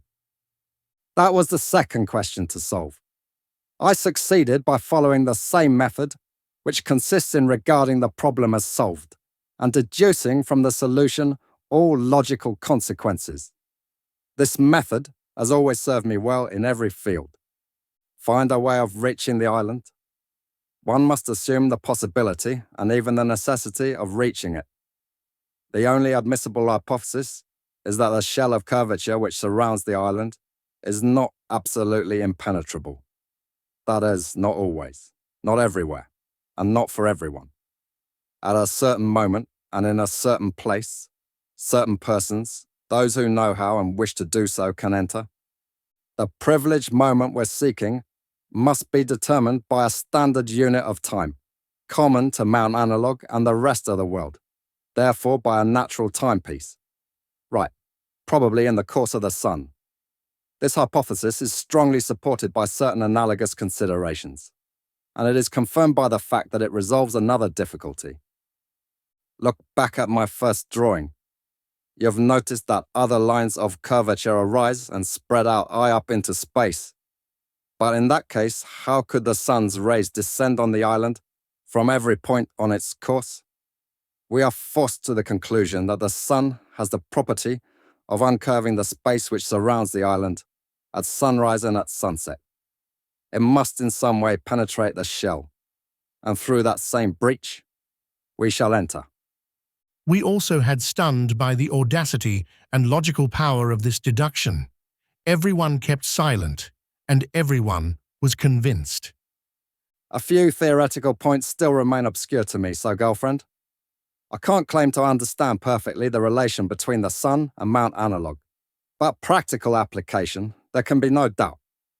We have only to take our position in line with a sunrise or sunset exactly to the east or to the west, if it is at the solstice, and to await the proper moment.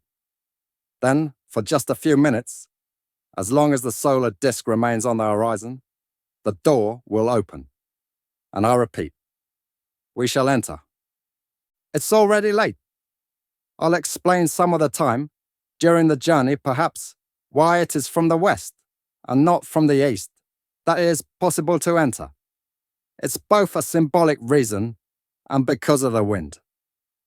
We now have to examine the third question. Where is the island situated? Let's go on following the same method.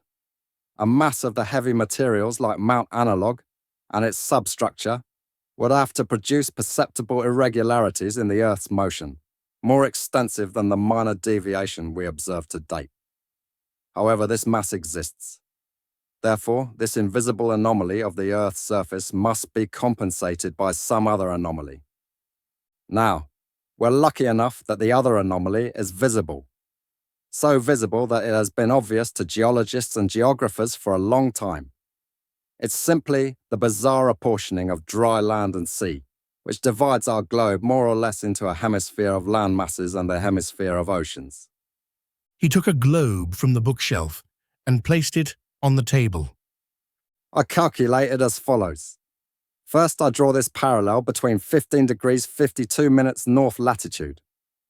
It's the one which traverses the longest stretch of dry land. It runs across the southern part of Canada, across the entire Eurasian continent, from southern England to the island of Sakhalin. Now I draw on the meridian, which crosses the longest stretch of dry land, and it's located between 20 degrees and 28 degrees of east longitude, and runs through the Old World approximately from Spitsbergen to South Africa. I leave this margin of 8 degrees because one can count the Mediterranean either as a true ocean or as a simple maritime pocket within the continent. According to certain traditions, this meridian should pass exactly through the Great Pyramids of Cheops. The junction of the two lines, as you can see, takes place somewhere in eastern Poland, or in the Ukraine, or in White Russia, within the quadrilateral formed by Warsaw, Krakow, Minsk, and Kiev. Wonderful, Cried Sicario, the Hegelian tailor. I follow you now. Since the island we're looking for, Australia, has an area greater than that of the quadrilateral, the approximation does well enough. Now that a log is located at the antipodes of this region, which puts it, wait a minute while I work it out here, southeast of Tasmania and southwest of New Zealand, west of the island of Auckland. Well reasoned, said Sogel. Well reasoned, but a little too hasty. That would be right if the dry land areas had a uniform thickness. But let's suppose that on the planisphere and relief, we cut out the arrangement of land masses and suspend the whole thing from a string attached to this central quadrilateral. You can see at once the great mountain masses in America, Eurasia, and Africa, almost all of them situated below the 50th parallel, will tilt the planisphere heavily to the south. The weight of the Himalayas, the mountains of Mongolia, and the African chains might even outweigh the American mountains and make it lean a little to the east. I'll know only after more detailed calculations. In any case, the centre of gravity of the land masses must be moved considerably toward the south and perhaps a little to the east, and they could carry us into the Balkans, or even Egypt or toward Condé. The ancient biblical Eden, but let's not jump to any conclusions. In any case, Mount Analogue remains in the South Pacific. It'll take me a few more days to put my calculations into final form, and then we'll need some time for preparations, both to organise the expedition and to allow each one of us to put his affairs in order for a long journey. I suggest we set the date of departure around the 1st of October. That gives us 2 months before leaving, and we could arrive in the South Pacific in November, in the spring. A number of secondary but important problems remain. For example, material resources for outfitting the expedition. Arthur Beavers spoke up quickly. My yacht, the Impossible, is a sound little ship and has been around the world. She'll take us there. As for the money, we'll see to that together, but from now on, I'm certain we'll find everything we need. With those fine words, my dear Arthur, Said Father, you earned the right to the title of Redeemer of Millionaires. But we still have a lot of work ahead of us. Each of us will have to do his share. Let's have our next meeting next Sunday at 2. I'll give you the final results of my calculations, and we'll draw up a plan of action. After that, we had a glass or two together and smoked a cigarette. Then, using the dormer window and the rope, each of us took his leave, lost in his own thoughts. Not much happened the next week, except for the arrival of a few letters. First, a word from the melancholy poet Alphonse Camera. After careful consideration, he regretted that his health did not permit him to accompany us. He still wanted to participate in the expedition in his own way. So he sent me some wayfaring songs of mountaineers through which he said his thoughts would follow us in this magnificent adventure. They were written in various moods and for all stages of mountain climbing. I shall quote the one I liked best. Though doubtless, if you have ever known the small hardship in question, you will find it idiotic. But as they say, it takes all kinds to make a world. The lay of the luckless mountaineers, the tea tastes of aluminum, 12 sleeping bags for 30 men. Everyone snug as a smothered bug. Then off before the cracking dawn, breathing air like razor blades. Between deathly black and deathly white, my watch had the sense to stop. Yours has gone on a spree. We're smeared to the elbows with honey. The sky's all curds and whey. It's light before we get going. The navy is already turned yellow. It's already raining pebbles, and the cold seeps into your hands. Who put gasoline in the drinking water? Our fingers swell like sponges, and the rope feels like a telegraph pole. The shelter's jumping with fleas. Our snoring sounds like the Paris Zoo. My ears cracking off from frostbite. You look like a half-thawed duck. I can never find enough pockets. My compass went out with the prune pits. Like a good Boy Scout, I forgot my knife, so pass me that folding saber of yours. We've been climbing for 25,000 hours, and we're not yet in sight of the lower slope. All that chocolate has perked us up tight. You're slogging in cheese when you break through the glaze. The cloud tastes like nitric acid, and you stare 2 paces into solid white. Hold up so we can set ourselves straight. My knapsack's beating instead of my heart. It skipped there our way back for sea level and holds what holds green, going to black, with gurgling sounds and Shimanda fare. 10,000 pockets in the moraine. False pockets, real holes. Who knows? What's a broken leg on a mountaintop? Here's my shouse. Let's have your stewpan. We'll see it through on prudence and prunes. Just wait till the glacier splits its sides. They'll find us by our bushy beards. Space itself has turned to sleet. We've taken the wrong couloir again. I can hear your knees from here, old man. This rock ledge won't give up. You know what? I have a memory block, a stomach cramp, a flaming thirst, and 2 fingers turning pale green. We never did see the summit, except on the sardine can, the rope jammed on every pull-through. We passed a lifetime untangling the line and came to our senses with the cows in the dell. Have a good climb. First rate, but tough. I also received a letter from Emile Gorge, the newspaperman. He promised to meet a friend in the Vanoise in August and make the descent from the central peak of La Meige by the southern face, where the stone drops straight down for 5 or 6 seconds without touching, before touching bottom. After that, he had a story to do in the Tyrol. He didn't want us to delay our departure for his sake, and moreover, since he would be in Paris, he offered to place any accounts we wanted to send him of our voyage. Sogal had received a long, loving letter, vibrant and pathetic, from Julie Bonas. Torn between the desire to accompany us and her devotion to her art, it was the most cruel sacrifice that the jealous god of the theatre had ever demanded of her, and she was almost prepared to rebel and follow her selfish inclinations. But what would then become of her dear little friends, whose suffering souls she had taken under her care? Well, Sogal inquired after reading his letter. doesn't that bring tears to your eyes? Are you so unfeeling that your heart won't melt? I was so deeply moved by the thought that she might still be in doubt that I replied immediately, urging her to stay with her lost souls and high intentions. Benito Cicoria had written to him also. The careful examination of his letter, 12 pages all told, led us to the conclusion that he too had decided not to come. His reasons were given in a series of superbly constructed dialectical triads. It would be impossible to summarize them. One would have to follow the entire progression, a dangerous exercise in itself. I quote one sentence at random.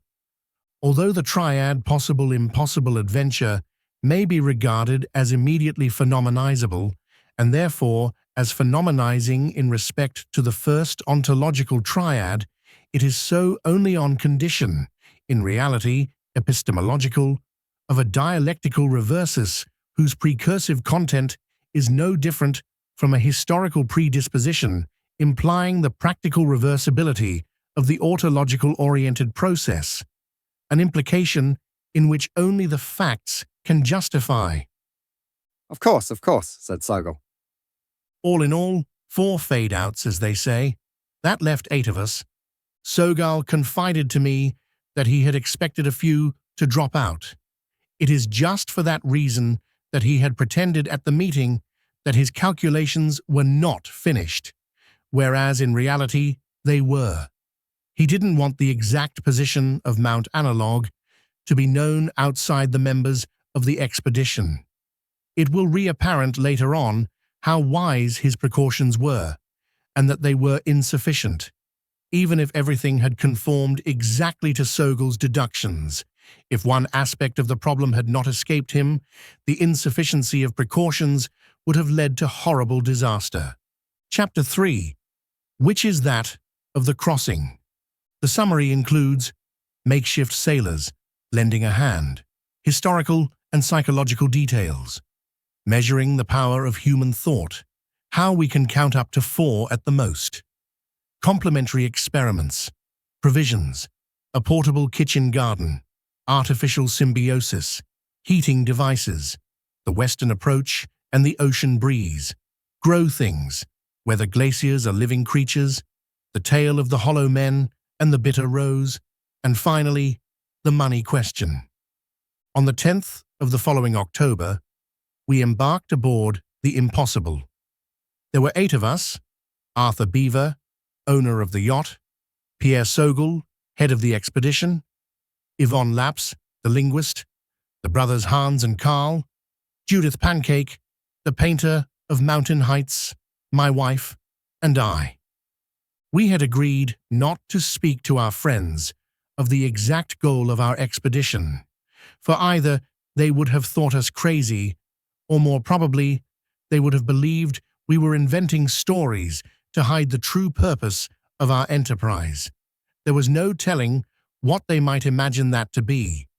We had announced that we were going to explore a few South Sea islands, the mountains of Borneo and the Australian Alps. Each of us had made arrangements for a prolonged absence from Europe. Arthur Beaver had seen fit to warn his crew that the expedition would be long and might involve some risks. He discharged with compensation the men with families and kept only 3 old salts, in addition to the captain, an Irishman, and a skilled navigator for whom the impossible had become a second self. The 8 of us decided to replace the missing crew, and moreover, it would be the most interesting way to spend our time during the crossing. We were by no means cut out to be sailors. Several of us were seasick. Others, who were never so much in command of their bodies as when hanging over an icy abyss, were nevertheless unnerved by the little ship's long slidings down the watery slopes. The path to our highest desires often lies through the undesirable. The impossible, a 2-master, ran under sail whenever the wind was favorable. Hans and Karl came to understand the air, the wind, and the canvas with their bodies the way they understood rock slopes and the line. The 2 women performed endless miracles in the galley.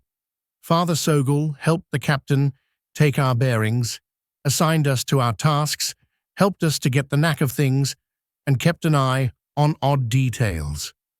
Arthur Beavers swabbed down the deck and looked after our health. Yvonne Laps took over as engineer, and I made a passable stoker. The demands of intensive communal work bonded us together as if we'd been a single family, had a pretty rare family at that. Still, the group contained an odd assortment of temperaments. To tell the truth, Yvonne Laps sometimes found that Miss Pancake was hopelessly devoid of any sense of proper word usage. Hans eyed me suspiciously whenever I presumed to speak of the so-called exact sciences and considered my remarks disrespectful. Karl was not happy working beside Sogel, who he maintained smelled when he perspired. Dr. Beaver's expression of contentment whenever he ate herring made me irritable. But dear old Beaver, as doctor and master of the ship, saw to it that no infection broke out in either body or the spirit of the expedition. Whenever we began to get on each other's nerves because of someone's way of walking, talking, breathing, or eating, he always showed up in time with an easy, chatty comment. If I were to tell this story the way history is usually written, or the way each of us recalls his own past, which means recording only the most glorious moments or inventing a new continuity for them, I should omit these little details and say that our 8 stout hearts drummed from morning to night in time with a single, all-encompassing desire, or some such lie. But the flame which kindles desire and illuminates thought never burned for more than a few seconds at a stretch. The rest of the time, we tried to remember it. Fortunately, the demands of daily work, in which each of us had his vital role, reminded us that we had come aboard of our own free will, that we were indispensable to one another, and that we were on a ship. That is to say, in a temporary habitation designed to transport us somewhere else. If anyone forgot it, someone else lost no time in reminding him. In this condition, in this connection, Father Sogol had described to us some experiments he'd done a few years before. The idea of measuring the power of human thought. I shall repeat only the parts I could grasp at the time. I wondered how literally one should take it all, and forever preoccupied with my favorite field study, I admired Sogol as an inventor of abstract symbols. In other words, an abstract thing symbolizing a concrete thing, the reverse of the normal order. But since then, I've found that these notions of abstract and concrete have no great significance, as I should have learned reading Xenophon of Elis or even Shakespeare. A thing either is or is not, and that's the end of it. Well, Sogol had tried to measure thought, not the way psychotechnicians and testing experts go at it, limiting themselves to comparing the way one individual performs a certain activity, often, moreover, entirely alien to thought, to the average performance of other individuals of the same age. He was intent on measuring the power of thought as an absolute value. this power Sogol said, is arithmetical in reality. Every thought represents a capacity to grasp the divisions of a whole. Now, numbers are nothing else than the divisions of a unity, which is to say, the divisions of any whole whatever. In myself and in others, I began to observe how many numbers a man really can conceive. That is to say, can carry in his mind without breaking them down or writing them out. How many successive consequences of a principle he can grasp at once instantaneously. How many inclusions of species within genus. How many relations of cause to effect, of means to end. And I never found the number to be greater than 4. And moreover, this figure 4 required an exceptional mental exertion, which I obtained only rarely. If you like, I'll summarize 1 or 2 of these experiments for you. Follow me carefully. To understand what follows, one must perform the proposed experiment in good faith. It requires considerable attention, patience, and serenity of mind. he went on as follows. 1. I get dressed to go out. 2. I go out to catch a train. 3. I catch the train to go to work. 4. I go to work to earn a living. Now try to add a 5th step, and I'm sure that at least one of the first 3 will vanish from your mind. We performed the experiment. He was right, and even a little too generous. Pick another type of sequence. A spaniel is a dog. Dogs are mammals. Mammals are vertebrates. Vertebrates are animals. I'll carry it further. Animals are living creatures. But there I've already forgotten the spaniel. If I recall the spaniel, I forget vertebrates. In any logical sequence of division or progression, you will run into the same phenomenon. That is why we're constantly mistaking accident for substance, effect for cause, means for end, our ship for a permanent habitation, our bodies or our minds for ourselves, and ourselves for something eternal. The whole of the little ship had been filled with various instruments and supplies. Beaver had studied the question of provisions methodically and imaginatively. 5 tons of goods would have to feed all 8 of us, plus the 4 crew members for 2 years, without our relying on any fresh food found en route. The art of keeping well fed is as important a part of mountaineering, and the doctor had carried it to a high degree of perfection. The standard cold lunch for picnics, composed of cold meats, sardines in oil, wine, oranges, and the like, can become dangerously toxic during an expedition at high altitudes. On the other hand, the usual mountaineer's fare, based on dried fruits, sugar, fats, and flour, though suitable for a short run, rapidly shows its deficiencies in bulk and catalytic factors during a long expedition. Beaver had invented a portable kitchen garden weighing no more than a pound. It was a mica box containing a synthetic earth in which he planted certain fast-growing seeds. Every other day, each one of these devices produced a ration of green vegetables sufficient for one man, plus a few delicious mushrooms. He had also tried to exploit modern methods of tissue culture. Instead of raising cattle, He said to himself, why not raise beefsteaks directly? but his experiments had not advanced beyond the stage of requiring heavy and fragile equipment which produced a revolting slime, and he gave up the effort. We would do better going without meat. With Hans's help, Beaver had moreover perfected the breathing and heating apparatus which he had used in the Himalayas. The respiratory mechanism was very ingenious, a mask of elastic material fitted over the face. Air was exhaled through a tube into the portable garden, where the chlorophyll of young plants, hyperactivated by the ultraviolet radiations of high altitude, absorbed the carbon out of the carbon monoxide and returned the oxygen to man. The lung action and the elasticity of the mask maintained a slight compression, and the apparatus was set to keep the proper amount of carbon dioxide in the air inhaled.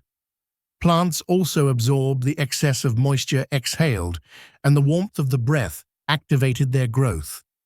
Thus, the animal-vegetable cycle functioned on an individual scale, a state which permitted a considerable economy of supplies. In brief, a kind of artificial symbiosis was achieved between animal and vegetable. Other nourishment was provided in the concentrated form of flour, solidified oil, sugar, dried milk, and cheese. For extreme altitudes, we carried oxygen bottles and well-designed respiratory apparatus. When the time comes, I shall speak of the discussions we had over this equipment and of what happened to it. Dr. Beaver had also developed clothing which supplied heat by internal catalytic combustion, but after experimentation, he had determined that good eiderdown garments lined with air pockets to hold body heat are sufficient for walking in the severest cold. Heating devices are necessary only during bivouac. Then one can keep warm with the same stoves used for cooking, fed by naphthalene. This easily packed substance furnishes intense heat from a small volume, provided it burns in a special stove, guaranteeing complete and therefore odorless combustion. However, we didn't know how high our exploration would take us, and as a precaution, we had also brought along heating garments with double linings of platinized asbestos into which was blown air saturated with alcohol fumes. Naturally, we also carried all the standard mountain climbing equipment, pleated shoes and nails of all kinds, ropes, screw rings, hammers, snap hooks, ice axes, crampons, snowshoes, skis, and all accessories, as well as instruments for observation like compasses, clinometers, altimeters, barometers, thermometers, alidades, and cameras, and arms, rifles, carbines, revolvers, short sabers, dynamite. In other words, enough to face any foreseeable obstacle. Sogal looked at the log himself. I am too little versed in nautical matters to speak of any minor incidents which may have affected our course. Navigation proceeded smoothly. After standing from La Rochelle, we stopped at the Azores, Guadeloupe, Colon, and having passed through the Panama Canal, we entered the South Pacific during the first week in November. It was on one of those days, as alcohol explained to us, why it was necessary to try to approach the invisible continent from the west just at sundown and not from the east at sunrise.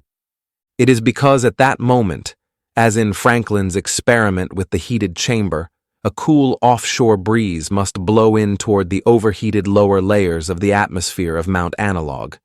Thus, we would be sucked in toward the interior, whereas at dawn and from the east, we would be violently driven off. Furthermore, this result was symbolically predictable. Civilization, in their natural process of degeneration, moves from east to west. To return to the source of things, one has to travel in the opposite direction. Having once reached the region, which should have been located just to the west of Mount Analogue, we had to grope around a little. We patrolled back and forth at half speed, and every evening, just when the disk of the sun was about to touch the horizon, we took up a westerly heading and waited, barely breathing, our eyes staring, until the sun had disappeared. The ocean was always beautiful, but the suspense was wearing. Day after day went by that way, with a few minutes of hope and expectant curiosity each evening. Doubt and impatience began to show the tips of their ears among the company of the impossible. Fortunately, Sogol had warned us that these groupings would probably last a month or two. We stuck it out. To fill the difficult hours after twilight, we often swapped stories. I remember one night when we were talking about mountain legends. I said it seemed to me that mountainous regions were far less rich in fantastic legends than the sea or the great forests. Carl had an explanation of his own for that. At high altitudes, He said, there's no place for the fantastic because reality itself is more marvelous than anything man could imagine. Could anyone dream up a gnome or a giant or a hydra or a cat to pass to rival the terrifying power and mystery of a glacier, the tiniest little glacier? For glaciers are living creatures. Their substance renews itself in an unfailing, periodic process. The glacier is an organized being with a head or a navy through which it gulps snow and rock debris, a head well separated from the rest of its body by the remi, then an enormous stomach in which snow is transformed into ice, a stomach riddled with crevasses and internal passages for expelling excess water, and in its lower portions, it secretes its wastes in the form of moraine. Its life follows the cycle of the seasons. It sleeps in winter and comes to life in the spring with deep creakings and boomings.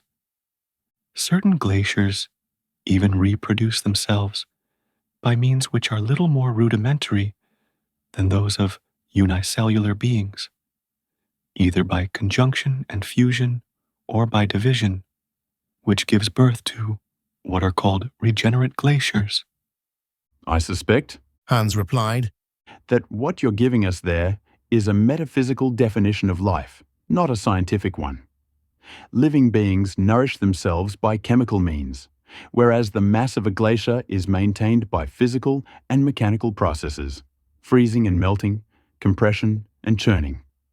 It's all very true, Carl answered.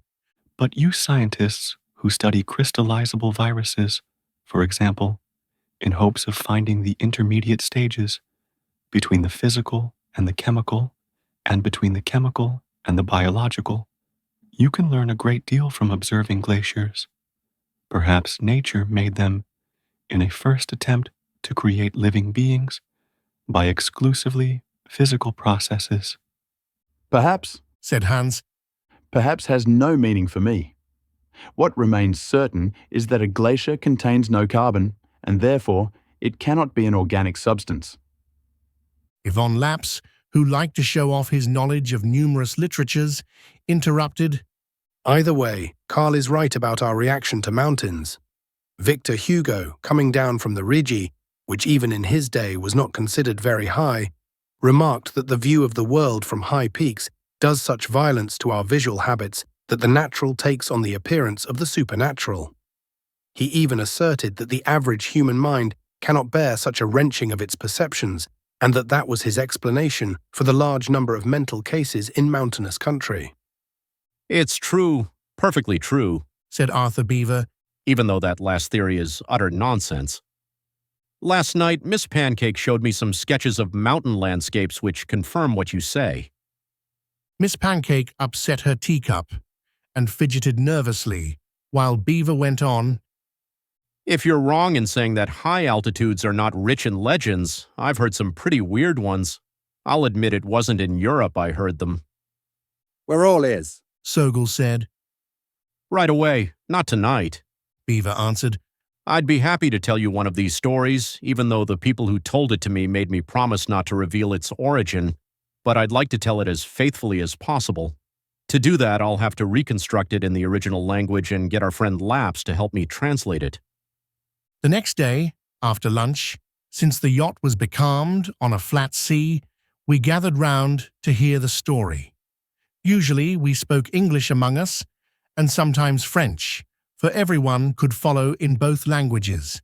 Yvonne Laps had preferred to translate the legend into French, and he read it himself. The history of the Hollow Men and the Bitter Rose. The Hollow Men live in solid rock and move about in it in the form of mobile caves or recesses in ice. They appear as bubbles in the shape of men, but they never venture out into the air, for the wind would blow them away. They have houses in the rock whose walls are made of emptiness, and tents in the ice whose fabric is of bubbles. During the day, they stay in the stone, and at night they wander through the ice and dance during the full moon. But they never see the sun, or else they would burst. They eat only the void, such as the form of corpses. They get drunk on empty words and all the meaningless expressions we utter. Some people say they have always existed and will exist forever. Others say they are the dead, and others say that as a sword has its scabbard, or a foot its imprint, every living man has in the mountain his hollow man, which he will seek out in death. In the village of 100 Houses, there lived the old priest-magician, Who Knows, and his wife. They had 2 sons, 2 identical twins who could not be told apart, called Mo and Ho. Even their mother got them mixed up. You tell them apart the day of name-giving.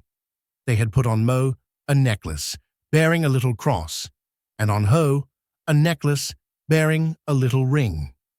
Old Who Knows had one great unconfessed worry. According to custom, his eldest son should succeed him. But which was his eldest son?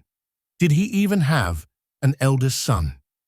At the age of adolescence, Mo and Ho were already accomplished mountaineers. They came to be called the 2 mountain goats. One day, their father told them, To whichever one of you brings back to me the bitter rose, I shall hand on the great knowledge. The bitter rose is found only at the summit of the highest peaks. Whoever eats of it finds that whenever he is about to tell a lie, aloud or to himself, his tongue begins to burn. He can still tell falsehoods, but he has been warned. A few people have seen the bitter rose. According to what they say, it looks like a large multicolored lichen or a swarm of butterflies. No one has ever been able to catch it, for the finest tremor of fear anywhere close by alerts it, and it disappears into the rock. Even if one desires it, one is a little afraid of possessing it, and it vanishes. To describe an impossible action or an absurd undertaking, they say, it's like looking for night in broad daylight, or it's like trying to catch the bitter rose. Mo had taken his ropes and pick and hatchet and iron hooks. At sunrise, he is already high up on a peak called Cloudy Head. Like a lizard, sometimes like a spider, he inches upward across the high red precipice between white snow below and blue-black sky. Little swift-moving clouds envelope him from time to time and then expose him suddenly to the light again. And now, at last, a little distance above him, he sees the bitter rose shimmering with unearthly tints. He repeats to himself unceasingly the charm which his father has taught him to ward off fear. He's going to need a screw ring here with a rope sling in order to straddle this outcropping of rock like a rearing horse. He strikes with his hammer, and his hand breaks through into a hole. There is a hollow under the stone. Shattering the crust around it, he sees that the hollow is in the form of a man. Torso, legs, arms, and little tubes in the shape of fingers spread in terror. He has split the head with the blow of his pick. An icy wind passes across the stone. Mo has killed a hollow man. He has shuddered, and the bitter rose has retreated into the rock. Mo climbs back down to the village and tells his father, I killed a hollow man, but I saw the bitter rose, and tomorrow I shall go to look for it. All who knows became grave. Far off, he saw one misfortune after another coming in procession. He said, Watch out for the hollow man. They will seek vengeance. They cannot enter our world, but they can come up to the surface of things. Beware of the surface of things. At dawn the next day, Ho gave a great cry, rose up, and ran toward the mountain. At the foot of the red cliff lay Mo's garments, his ropes and hatchet, and his medal with the cross. His body was no longer there. Oh! She cried, running back. They have killed your brother! They've killed my son! He rose up with his teeth clenched and the skin tightening on his scalp. He took his hatchet and prepared to set out. His father said to him, First, listen to me. This is what you have to do. The hollow men have taken your brother and changed him into a hollow man. He will try to escape. He will go in search of light to the seracs of the clear glacier. Put his medal around your neck as well as your own. Go to him and strike at his head. Enter the form of his body, and Mo will live again among us. Do not fear to kill a dead man. O gazes wide-eyed into the blue ice of the clear glacier. Is the light playing tricks on him? Are his eyes deceiving him? Or is he really seeing what he sees? He watches silvery forms with arms and legs like greased divers underwater. There is his brother, Mo is hollow-shaped, fleeing from 1,000 hollow men in pursuit, but they are afraid of the light. Mo's form seeks the light and rises in the large blue serac, turning around and around as if in search of a door. Despite his bursting heart and the blood clotting in his veins, Ho steps forward. To his blood and to his heart he says, Do not fear to kill a dead man. Then he strikes the head, shattering the ice. Mo's form becomes motionless. Ho opens the eyes of the serac and enters his brother's form like a sword fitted into its sheath, a foot into its imprint. He moves his elbows and works himself into place, then draws his legs back out of the mold of ice, and he hears himself saying words in the language he has never spoken. He feels he is whole, and that he is Mo. At the same time, almost memories have ended his mind. The way up Cloudy Head, and where the bitter rose has its habitation. With the circle and the cross around his neck, he comes to Hulai. Hulai, mother, you will have no more trouble telling us apart. Mo and Hove are now in the same body. I am your only son, Moho. Old Who Knows shed a few tears, and his face showed happiness. But there was still one doubt he wished to dispel. He said to Moho, You are my only son. Ho and Mo can no longer be distinguished. Moho told him with conviction, Now I can reach the bitter rose. Mo knows the way. Hole knows the right gesture. Master of my fears, I shall have the flower of discernment. He picked the flower. He received the teaching, and Old Who Knows was able to leave this world peacefully. That evening, the sun went down once again without opening the door of another world for us. Another question had preoccupied us a great deal during those days of waiting. You do not set out to acquire something in a foreign country without a supply of money for purposes of barter, with such savages and natives as they meet. Explorers usually carry with them all sorts of knickknacks and junk: knives, mirrors, Paris souvenirs, inventors' leftovers, braces, patent socks, suspenders, trinkets, ration pieces of soap, old rifles, harmless ammunition, sacramental caps, combs, tobacco pipes, medals, and cord, not to speak of devotional objects. Since we might, during the course of the voyage and even in the interior of the continent, meet peoples belonging to ordinary humanity, we had provided ourselves with such wares. But in our relations with the superior beings of Mount Analogue, what would be suitable for bartering? What did we possess of real value? With what could we pay for the new knowledge we were seeking? Would we have to accept it as charity or on credit? Each one of us kept making his personal inventory, and each one of us felt poorer as the days went on. No one saw anything around him or in him which really belonged to him. It reached the point where we were just 8 beggars possessing nothing, who each night watched the sun sink toward the horizon. Chapter 4. From which we arrive, and in which the problem of money arises in precise terms. In addition, there's a summary at the beginning that says, "Here we are. Everything novel, nothing astonishing." Interrogation. Going ashore in Port of Monkeys, the old ships, the monetary system, the paradigm standard of all value, the resigned residents of the coast, settling of the colonies, fascinating pastimes, metaphysics, sociology, linguistics, flora, fauna, myths, plans for that, for exploration and study. When are you getting underway?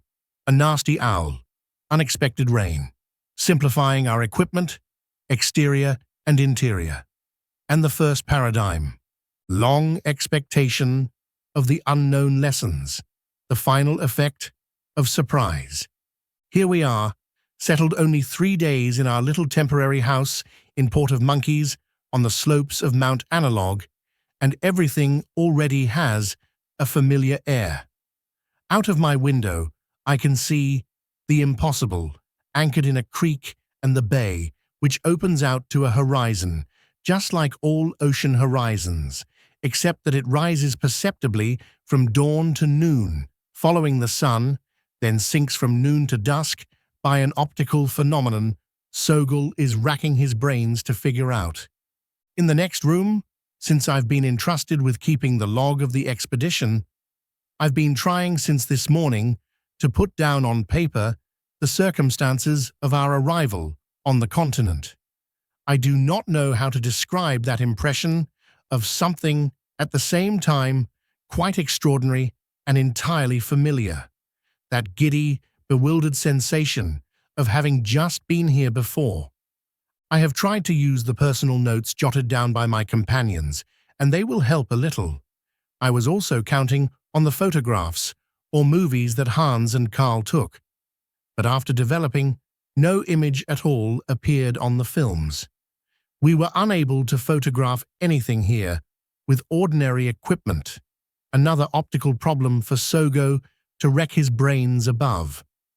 3 days ago then, just as the sun was going down, over again over the horizon, while we waited tense in the bow with the sun behind us, a wind arose without any warning. A rather powerful suction suddenly pulled us forward. Space opened ahead of us, a bottomless emptiness, a horizontal abyss of air and water impossibly entwined.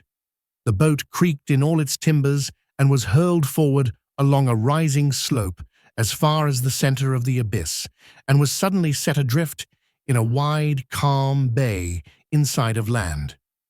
The shore was near enough for us to make out trees and houses, and higher up, cultivated fields, forests, rocks, and higher still, row after row of tall peaks and glaciers flaming scarlet in the ascending sun.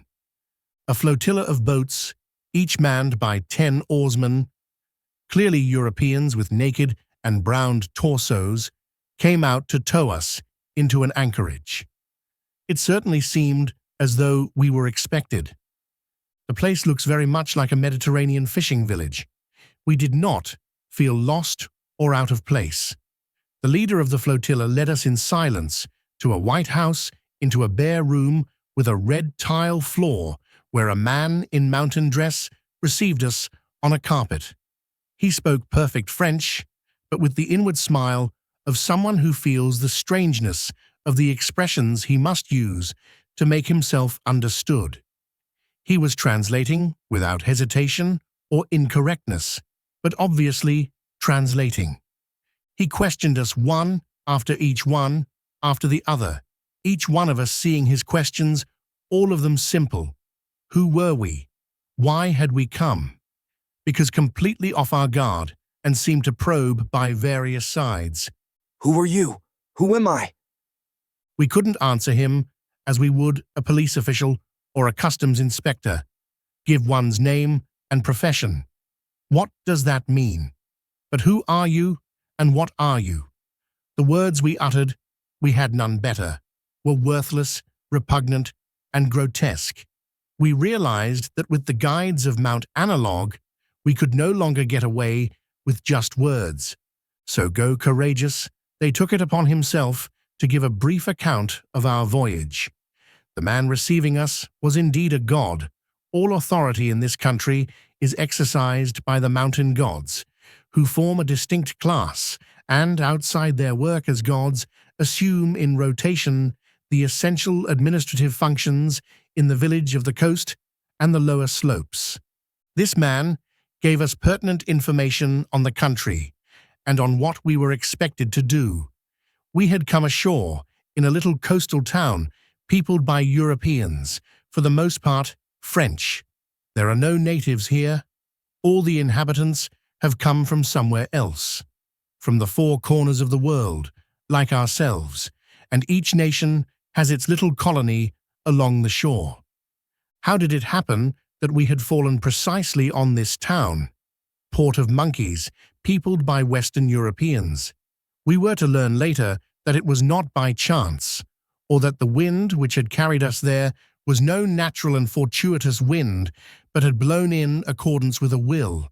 And why this name for the monkeys, when there was not a single quadrumenal species in the region? I find it hard to describe my reaction, but the name summoned up in my mind rather disagreeably all my heritage as a 20th century Occidental. Something curious, imitative, a shameless agitated. Our port of arrival could not have been any other than Port of Monkeys. From there, by our own devices, we would have to reach the chalets at the base, 2 days' journey away in the upper pastures, where we would meet the gods who would lead us higher. We should therefore have to stay a few days in front of Monkeys to prepare our baggage and organize the caravan of porters, where we had to carry it, which we had to carry up to the base, enough supplies for a very long stay.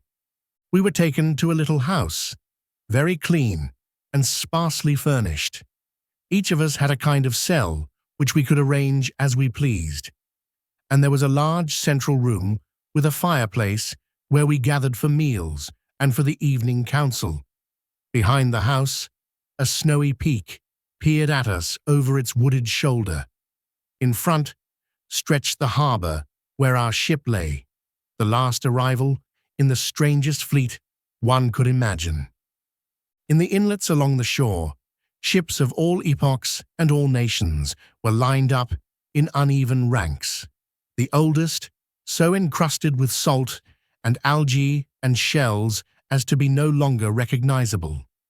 There were Phoenician barks, triremes, galleys, caravels, schooners, along with 2 paddle steamers and an old wood and steel sloop from the last century.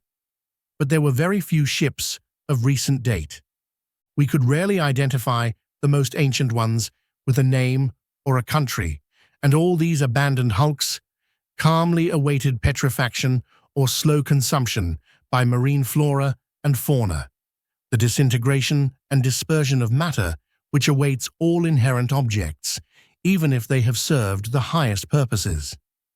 The first 2 days were spent transporting the cargo of provisions and equipment from the yacht to our house, checking the condition of everything, and preparing the loads we would have to carry up to the chalets at the base. With the help of the captain and the 3 sailors, the 8 of us accomplished all this fairly quickly. For the first stage of this journey, which would take a day, it was a good trail, and we will be able to use these dirty brown donkeys of the country. From there on, everything had to be carried by men, so we had to rent donkeys and hire porters. The money problem, which it troubled us so much, had been at least provisionally solved on our arrival. The guy that received us is handed over to us in advance a sack of the metal tokens, which serve as currency to exchange for goods and services. As we enforce scene, none of our money had any value. Each new arrival or group of arrivals receives this form of advanced cover initial expenses, and it is understood one will pay it back in the course of one stay on the continent of Mount Analogue. But how can one pay back the tokens? Well, there are several ways, and since this question of exchange and reimbursement forms the basis of all human existence and social life in the settlements along the coast, I shall have to add a few details. There is found here, rarely on the lower slopes and more frequently, as one ascends, a clear and extremely hard stone, spherical into variable size. It is a true crystal and an extraordinary instance, entirely unknown elsewhere on this planet, a curved crystal. In the French spoken in Port of Monkeys, this stone is called para-dam. Yvonne Laps is still puzzled by the formation and root meaning of the word. It may mean, as he sees it, harder than diamond, as he's very much the case, or else father of diamond. And some say the diamond is in reality the product of the disintegration of para-dam by a sort of squaring of the circle, or more exactly, cubing of the sphere. Or else the word may mean atoms of stone and have had some secret and profound role in determining the nature of man. This stone is so perfectly transparent, its index of refraction so close to that of air, in spite of the crystal's great density, that the inexperienced eye barely perceives it. But to any person who seeks it with sincerity and out of true need, it reveals itself by our brilliant sparkle like that of a dewdrop. Para-dam is the only substance, the only material thing, whose value is recognized by the gods of Mount Analogue. Therefore, it remains the basis and standard of all currency, like gold in many countries. The only true means of repaying one's debt in full is in para-dams. Para-dams are rare. The search for them is difficult and even dangerous, but it's often necessary to extract one from a fissure in the face of a precipice or to pry one out of a sloping overhang of ice where it has embedded itself on the very lip of a crevasse. Therefore, after efforts that sometimes last years, many people become discouraged and go back down to the coast, where they look for easier means to pay back their debt. For it can be repaid in tokens which people earn by all the ordinary trades. Some become farmers, some workers, others stevedores, and so on. We have no unkind words for them, for they made it possible for us to buy supplies, red mules, and hire reporters. And if you don't succeed in paying your debt? Beaver had asked. When you raise chickens, you give them grain, which they have to pay back in eggs once they become hens. And when a pullet doesn't begin laying at the proper age, what becomes of it? Each of us swallowed his saliva in silence. The third day after our arrival, while I was sending down these notes, Judith Pancake was making a few sketches from the doorway, and Sogel was struggling over some difficult optical problem. The 5 others have gone off in various directions. My wife was shopping for provisions, escorted by Hans and Karl, who, on the way, kept up and obscure our electrical discussion on cruel, metaphysical, and paramathematical questions. They were bickering principally over the curvature of time and of numbers. Might there be an absolute limit to any count of real singular objects, after which one would either return abruptly to unity, according to Hans, or reach totality, according to Carl? Anyway, they arrived home in a very heated states, scarcely noticing the weight of the foodstuffs they were carrying on their backs. They brought back vegetables and fruits, some familiar, some unknown to us, for settlers that introduced them from every continent. Dairy products, fish, and other foods welcome after a long ocean voyage. The bag of tokens was fat. We didn't worry much about expenses, and then, as Laps said, "We have it coming to us." Laps had walked around the town, chatting with everyone he met in order to study the speech and social life of the place. He gave us an absorbing account, but what happened to us after lunch deprives me of any desire to repeat what he found out. All the same, I must. I'm not writing for my own amusement, and some details could be helpful to you at this juncture. The economic life of Port of Monkeys is very simple, though animated, very much like what it must have been in a little European town before the great mechanical inventions, for no form of engine, steam, gasoline, or other is admitted into the country. All use of electricity is forbidden. In fact, which surprised us in a mountainous land, explosives are also taboo. The settlement, mostly French, as I've pointed out, has its churches, its municipal council, and its own police force, but all authority comes from above. That is, from the high mountain guides whose delegates administer the town and the constabulary. This, on Saturday, is unchallenged, for it is based on the possession of paradams. People residing along the coast possess only tokens, which permit all exchanges indispensable for material existence, but confer no real power. Let me repeat. We have no criticism to make of any of the people who, discouraged by the hardship of the ascent, have settled on the coast and on the lower slopes and have made a life for themselves there. Thanks to them, thanks to their original effort to reach this land, their children at least have no such voyage to make. They are born on the shores of Mount Analogue, less subject to the harmful influences of degenerate cultures which flourish in our continents, frequently dealing with men from higher up, and able, if the desire possesses them and their intelligence awakens, to undertake the great journey onwards from the spot where their parents abandoned it. The bulk of the town's population, however, appears to have a different origin. They are descendants of the crews, slaves or sailors, from ships brought to these parts ever since the remotest times by seekers of the mountain. This explained the abundance of little-known strains, among which one could identify African and Asiatic types and even races now extinct. Since women must have been rare among these early expeditions, nature's laws of compensation must have re-established equilibrium between the sexes by a preponderance of female births. And all that I'm setting down here, there are a good many suppositions. According to accounts given to life by the resident supportive monkeys, life in the other coastal towns very much the same. Small variations in custom and language introduced by each nation and race. All languages, however, since the immemorial era of the fish settlers, have evolved in a particular fashion under the influence of the guides, who have a special language and in spite of any new contributions made by contemporary settlers.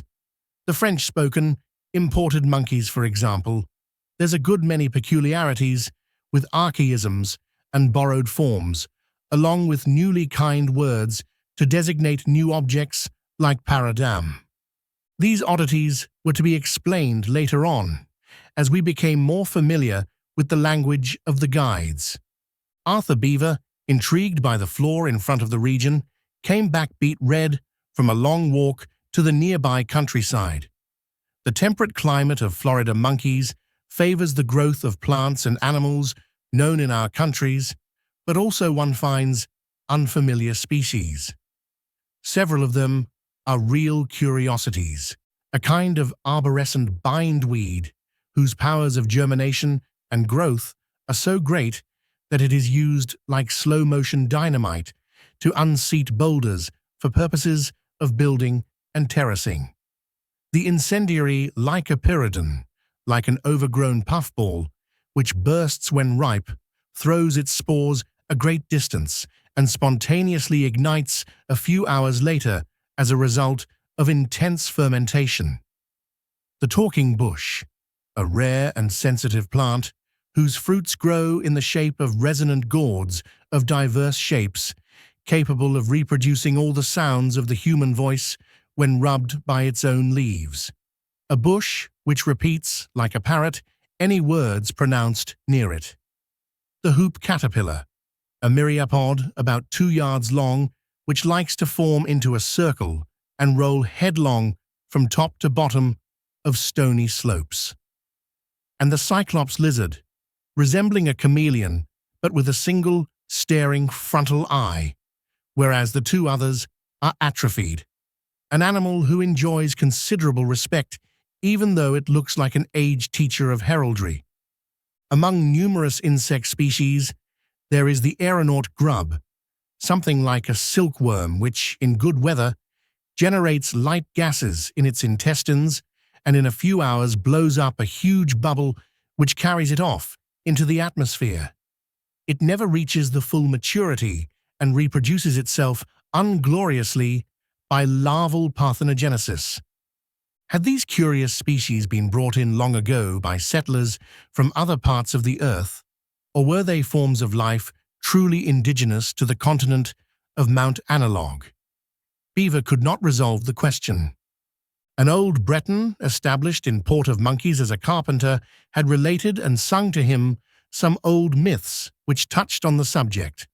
They were a kind of blend, it seems, of foreign legends and the gods' teaching. Any gods we later asked about the value of these myths always gave us what appeared to be evasive answers. There is true, one of them told us, as your own fairy stories and/or the scientific theories.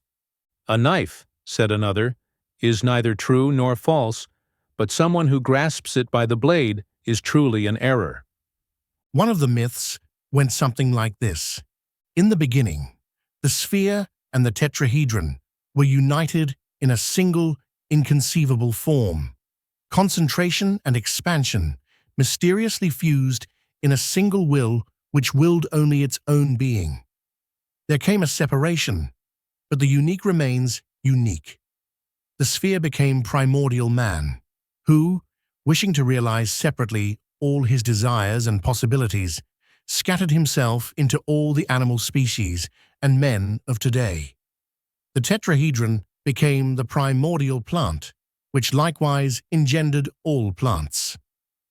Animals, closed away from exterior space, hollow themselves out and ramify internally, developing lungs, intestines, and other organs to receive nourishment, conserve energy, and sustain life. Plants, spreading out into space, ramify externally in order to penetrate their nourishment with roots and leaves. A few of their descendants wavered or tried to belong to both camps. They became the animal plants which populate the seas. Man received breath in the light of understanding. He alone received this light. He wished to see his light and delight in its changing shapes. He was driven out by the force of the One. He alone was driven out. He went out then to people of the lands beyond, toiling, dividing against himself, and multiplying in the desire to see his own light and enjoy it. Sometimes a man humbles himself in his heart, submits the visible to the power to see, and seeks to return to his source. He seeks, he finds, and he returns to his source. The curious geological structure of the continent, of giving it a wide variety of planets, and the 3-day journey from Florida Monkeys brings you to the jungle in one direction, to glacial terrain in another. I'll swear to steppes are to ascended desert. Each colony had been established in the place which most closely resembled the native land of the settlers. For Beaver, all that was still to be explored. Carl proposed to study the Asiatic origins he detected in the myths Beaver had collected on a nearby hill.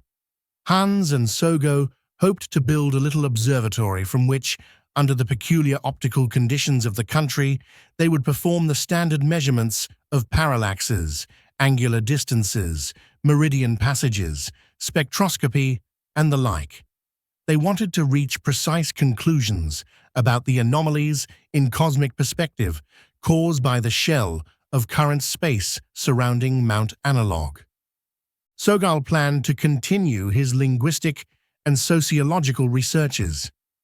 My wife was eager to study the religious life of the country, the modifications, and, above all, she supposed, the purifications and enrichments introduced into the several sects by the influence of non-analog changes in dogma, ethics, rites, liturgical music, architecture, and other religious arts.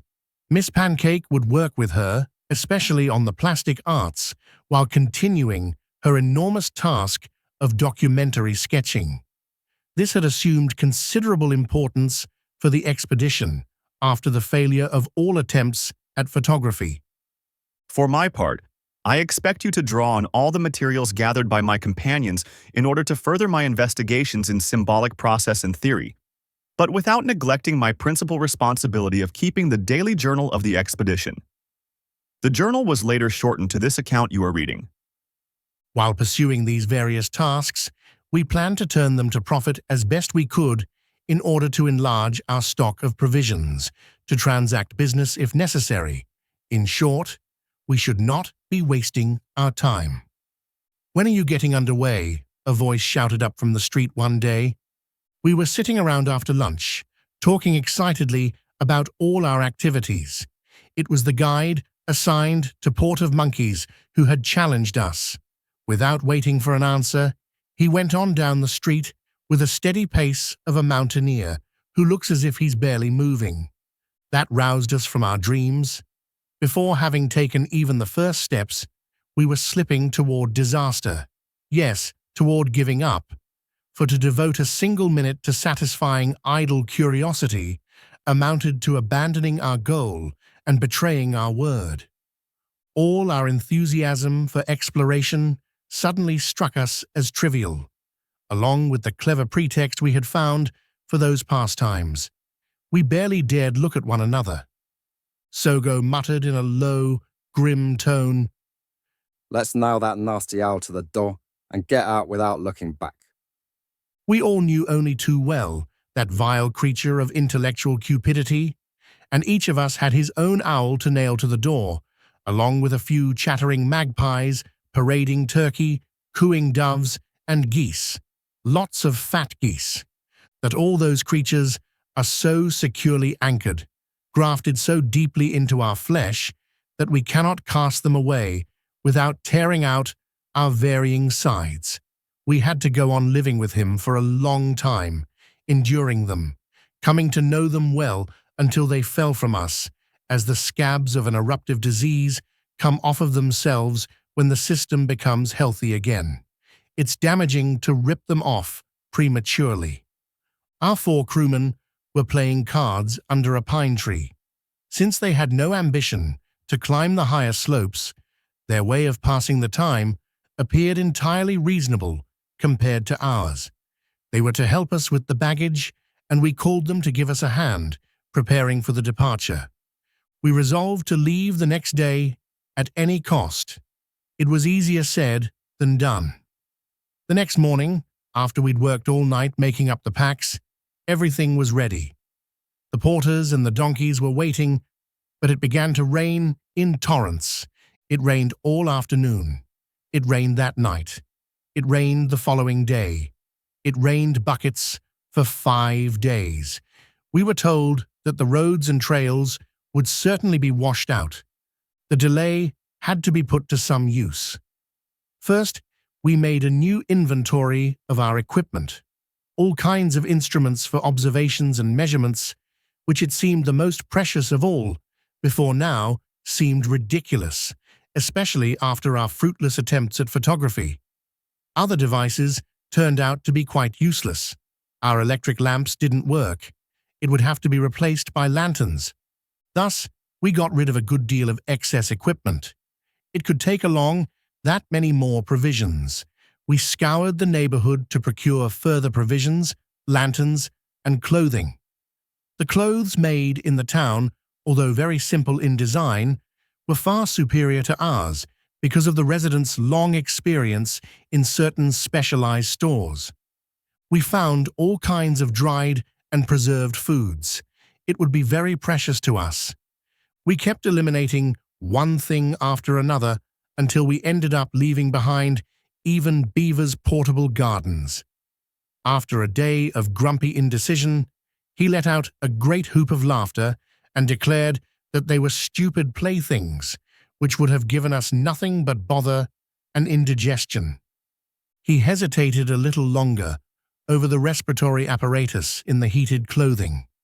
Finally, we decided to leave it all behind, with the possibility of coming back to get it for a later attempt if necessary. We left all these things in the care of the crew, who carried them back to the yacht, where they were to live after our departure, for the house had to be vacated in readiness for new arrivals. A matter of respiratory equipment was debated heatedly. In order to enter high altitude, should we rely on bottled oxygen or on our capacity to adapt ourselves? Recent expeditions in the Himalayas have not solved the problem in spite of the brilliant success of those advocating acclimatization. Furthermore, our equipment was a vast improvement over that employed on those expeditions. Not only was it lighter, but it ought also to be more efficient, since it furnished the climber not with pure oxygen, but with a carefully regulated mixture of oxygen and carbon dioxide. The presence of the latter gas as a stimulant to the respiratory centers should permit a considerable reduction in the amount of oxygen required.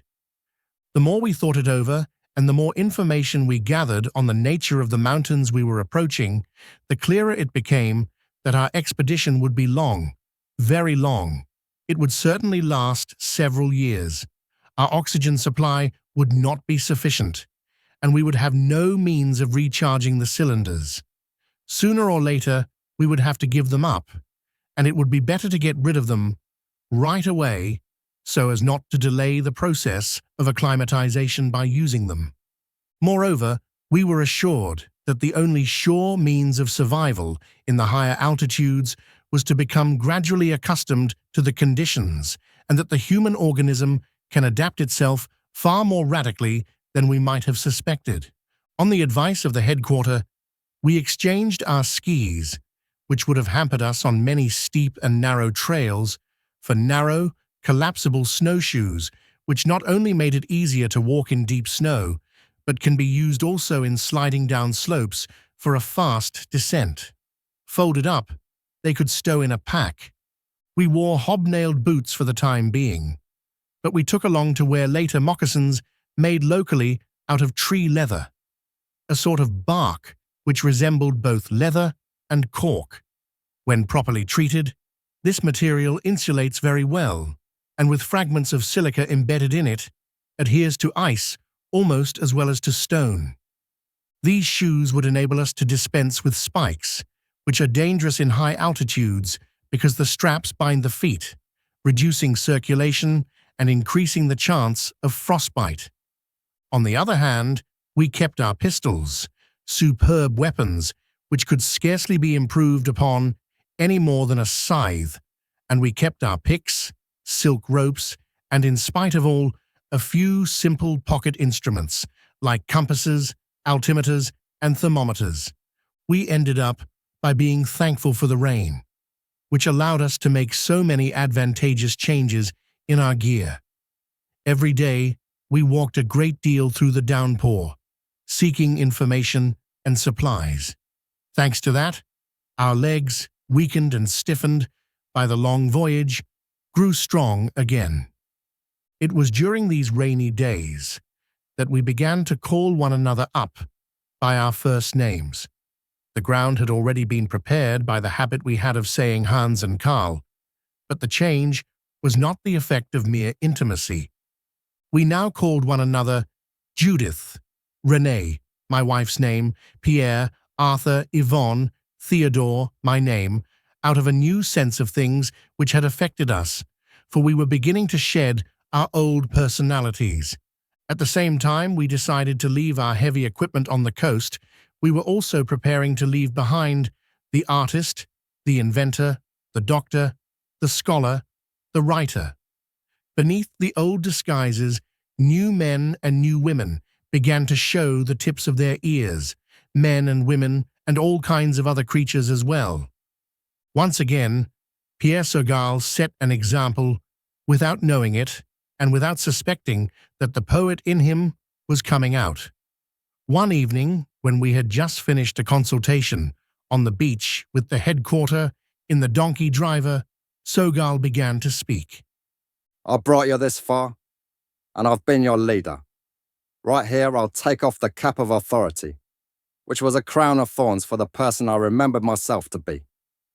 Far within me, where the memory of what I am is still unclouded, a little child is waking up and making an old man's mask weep. A little child looking for mother and father, looking with you for protection and help. Protection from his pleasures and his dreams, and help in order to become what he is without imitating anyone. As he spoke, Pierre had been delving in the sand with a point of his stick. Suddenly, his eyes froze. He bent down and picked something up, something which shone like a tiny dewdrop. It was a paradam, a small one, but the first for any of us. The headquarter and the donkey driver turned pale, and their eyes widened. Both were old men who had attempted the ascent and had lost heart out of lack of resources. Never, the porter said.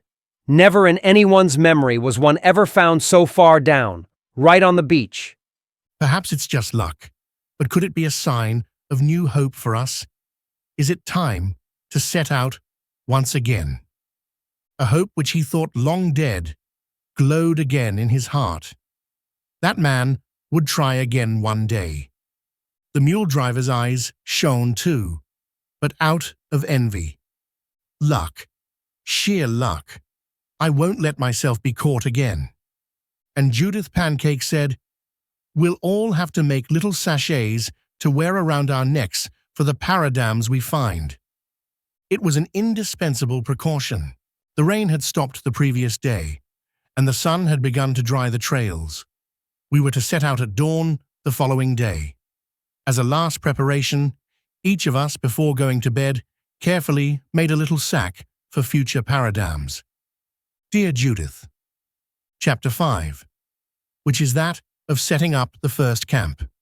The notes for the chapter read, the chalet at the base, our welcome at the second camp. The trail keeps changing, sending supplies to the preceding caravan. Hunting prohibited higher up, biological equilibrium, the story of the headquarter, the other expedition, like our shadow before us, the disappearance of the Diane, advice from the gods, an old story, but a new meaning, the uncurving lens and observations. Darkness still drifted around us under the fir trees, whose tops etched their fine writing against an already luminous sky. Then, lower down, on the trunks, red tents appeared, and several of us saw the sky slowly open to show the pure washed blue of our grandmother's eyes and father's two men. Little by little, the full spectrum of greens emerged out of the black, and every so often, the fragrance of a beach freshened the smell of resin and contrasted with the scent of mushrooms, with voices like rattles or burbling springs or tinkling silver or flutes. The birds exchanged their morning small talk. We walked in silence. With 10 mules, 15 porters, and the 3 crewmen in the lead, our caravan was fairly long. Each of us carried his ration of provisions for the day and his personal effects. Several of us had some pretty weighty personal effects to carry in our hearts and minds as well. We quickly fell into the mountaineer's steady, carrying stride, a rhythm it is wise to adopt from the beginning if one wants to keep going for a long time without fatigue. While walking, I went over in my mind a series of events which had brought me so far from my article in the Revue de Fossé and the meeting with Sogal down to the present. Fortunately, the donkeys were trained not to walk too fast. They reminded me of those I had known and begun. I found strength in looking at the subtle flow of their muscles, unbroken by useless contractions. I thought of the four who had dropped out with their lame excuses, how far away they all were. Julie Bonas and Émile Gorge and Chicoria and old Alphonse Camera with his wayfaring songs. It seemed another world already. I began to laugh to myself about those songs, as if mountain climbers ever sing while they walk. Sure, you sing once in a while after scrambling a few hours over rubble or trampling in the grass, but it's each man for himself, and probably between clenched teeth. For example, my song goes like this: one Jeff for every step in snow. And around noontime, it becomes Jew-check. Someone else may sing, or people. That's the only kind of mountain climbing song I know. We were no longer in sight of the snow-covered summits, but only of wooded slopes, cut by limestone cliffs and down vistas through the forest to the right torrent at the bottom of the valley. But the last turn in the past, the ocean, whose horizon had continued to rise with us, had gone out of sight. I nibbled a piece of biscuit. A donkey kept fanning a cloud of flies into my face with its tail. My companions were as pensive as I was. After all, there was something mysterious about the ease with which we had landed on the continent of Mount Avalon. It still seemed certain that we had been expected. I imagined it would all be explained in due time. Bernard, the headquarter, was absorbed in his own thoughts like the rest of us, but not so distracted. For our attention was constantly being caught by a blue squirrel or a red-eyed heron, standing erect like a column in the middle of an emerald clearing spattered with orange agaric, or by a herd of unicorns which we had first taken for chamois and went leaping across a bare outcropping on the opposite slope, or by a flying lizard which sped ahead of us from one tree to the next, snapping its jaws. Except for Bernard, all the porters carried on their backs a little bow of horn and a bundle of stubby, featherless arrows. At the first major halt, little before noon, 3 or 4 of the men went off and came back with some pheasants and the sort of oversized guinea pig. One of them said to me, "You have to take advantage of the game while you can. We'll eat these tonight. Higher up, there's no hunting." The path came out of the forest and wound down through bright, sunny clearings to the mountain torrent, which muttered and chuckled like an animated crowd. We crossed by a ford, stirring up clouds of iridescent butterflies from the damp bank. Across the wide, stony area, without any shade, when we veered back to the right bank, an airy forest of larches began. I was sweating and singing my little song, though we appeared more and more thoughtful all the time. Actually, we were much less so now. The trail climbed up over a high, rocky promontory and turned to the right, where the valley narrowed into a deep gorge. Then the trail twisted pitilessly upward, back and forth, across a steep scrub of junipers and rhododendrons. We finally came out in a high pasture watered by countless little brooks, where some tubby cows were quietly grazing. 20 minutes of walking through the soaking grass brought us to a small pebble plateau shaded by larches. There, we found several stone buildings, crudely covered with branches. It was our first night's stopping place. We still had 2 or 3 hours of daylight during which to settle in. One of the shelters was for the baggage, Another served as sleeping quarters with boards, clean straw, and a stone fireplace for cooking. To our surprise, the third building was equipped as a dairy. Jugs of milk, chunks of butter, and dripping cheese, restored as if an expectation of our arrival was the place lived in. Bernard, whose first act was to order his men to stack their bows and arrows in the corner of the shelter along with a sling, there's a few of them carried, gave us the explanation. It was lived in right up to this morning. There always has to be someone here to take care of the cows. It's a regulation. They'll explain to you higher up. No encampment can ever remain unoccupied more than one day. The preceding caravan probably left a couple of men here and is waiting up ahead for us to arrive before going on from there. The men could see us coming and must have left right away. We'll let them know we've arrived, and at the same time, I can show you where the base trail starts. We followed him a little way, along a rocky ledge to a platform from which we could see the head of the valley. It was formed like a circus in an irregular closed oval, broken only by the gorge where we stood and surrounded by steep slopes rising toward the side from which the huge tongue of a glacier hung. Bernard lit a fire, threw some moist grass on it, and looked toward the head of the valley. After a few minutes, we saw in the distance an answering signal, a thin thread of white smoke, hard to distinguish from the slow mist of the waterfalls. In the mountains, a man becomes very attentive to any sign indicating the presence of any of his fellow men. That distant smoke was particularly moving for us, a greeting sent us by strangers climbing ahead of us on the same trail. For from now on, the trail linked our fate to theirs, even if we were never to meet. Bernard knew nothing about them. From where we stood, we could see about half of the second day's journey.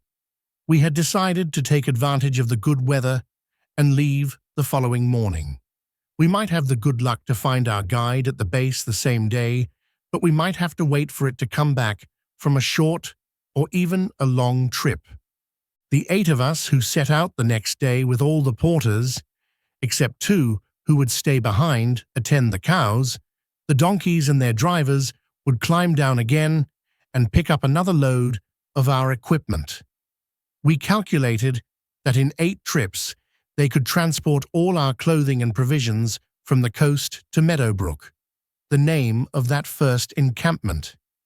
During that time, we would shuttle back and forth with the porters between Meadowbrook and the base. It would take us something like 30 trips with packs of 25 to 35 pounds, allowing for bad weather. We would then have stored at the base enough to live on for 2 years or more, but it meant 2 months in the cow pastures. The younger ones among us were a little impatient. We could hardly talk up there on the platform because of a high, thundering waterfall a few hundred yards away. A footbridge, if you could call it that, consisting of 3 or 4 cables strung from one bank to the other, crossed the gorge into which the water fell. The next morning, we would have to go over it. Just this side of the waterfall stood a sort of large cairn with a cross on top, a calvary or burial ground. Bernard looked at it with a strange seriousness, then shook off his preoccupation and took us back to the shelter where the porters had prepared the meal. Thanks to their resourcefulness, we scarcely had to fall back on our supplies. Along the way, they had gathered some excellent mushrooms and thistle buds, all of them tasty, either raw or boiled. The game was relished by everyone except Bernard. He wouldn't touch it.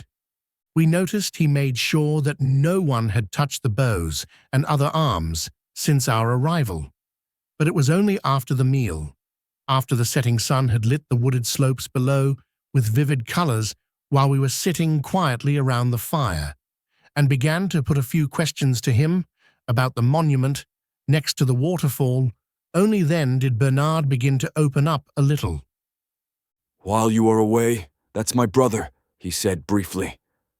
I better tell you the whole story because we may be together for a while, and you should know what kind of a man he's back into the fire you're dealing with. My men act like babies complaining about the having regulations from here on up. There's lots of good game everywhere. I'm not denying that, but the gods up above know what they're doing when they forbid hunting beyond Meadowbrook. They have reasons, and I have cause to know. For a rat I killed 50 paces from here. I lost the 4 paradams I'd gone through hell to find and hold on to, and I lost 10 years of my life as well. I come from a peasant family which has lived for centuries in Port of Monkeys. Several of my ancestors left for the mountain and became guides, but my parents, fearing that I, their eldest son, would leave too, did everything they could to protect me from the call of the mountain. With this in mind, they urged me to marry very young. Down below, I have a wife I love and a grown son. He could try the ascent now if he wanted, and so could she. After my parents' death, when I was 35, I suddenly saw the emptiness of my life. What was I doing? Was I going to go on bringing up my son so that he in turn could carry on the line, and so on? What for? I'm not very good at expressing myself, as you see, and I was worse off then.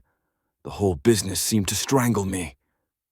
One day, a guide of the upper mountains who was going through Port of Monkeys came in to buy provisions from me. I went for him, shook him by the shoulders, and with nothing better to shout at him but, "Why? Why?" He answered me greatly, "It's true, but you must begin to think of how." He talked to me for a long time that day and the days that followed. Finally, we arranged to meet the next spring. It was autumn by then at the base of chalets. He accepted me as one of a caravan he would be forming then. I persuaded my brother to come with me. He too wanted to know why and to free himself from the stifling atmosphere of the coastal area. Our expedition of 12 reached the first camp in time to winter there. In the spring, I decided to go back down to Port of Monkeys to see my wife and son in the hope of persuading them to accompany me. Between the base chalet of this camp where we are now, I was caught in a very bad blizzard lasting 3 days. Trail was buried in 20 places by avalanches. For 2 nights running, I had to bivouac with insufficient rations and without fuel. When the weather cleared, I was 100 yards from here, exhausted and famished. I stopped to camp. At that time, the cattle had not yet been brought up to Meadowbrook, and I found nothing to eat. Then, on the slope right opposite me, I saw an old rock rat come out of his hole. It's something between a field mouse and a groundhog. It came out to warm itself in the sun. Picking up a stone, I smashed its skull.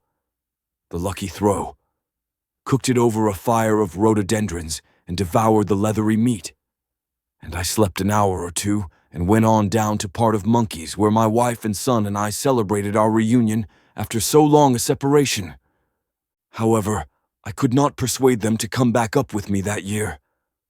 A month later, as I was about to start up the mountain again, I was called before the guides' tribunal to answer for the murder of the rat. How they learned about it, I'll never know.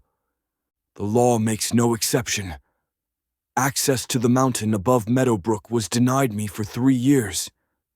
After that, I could ask to leave with the first caravan on the condition that I make reparations for any damage my action might have caused.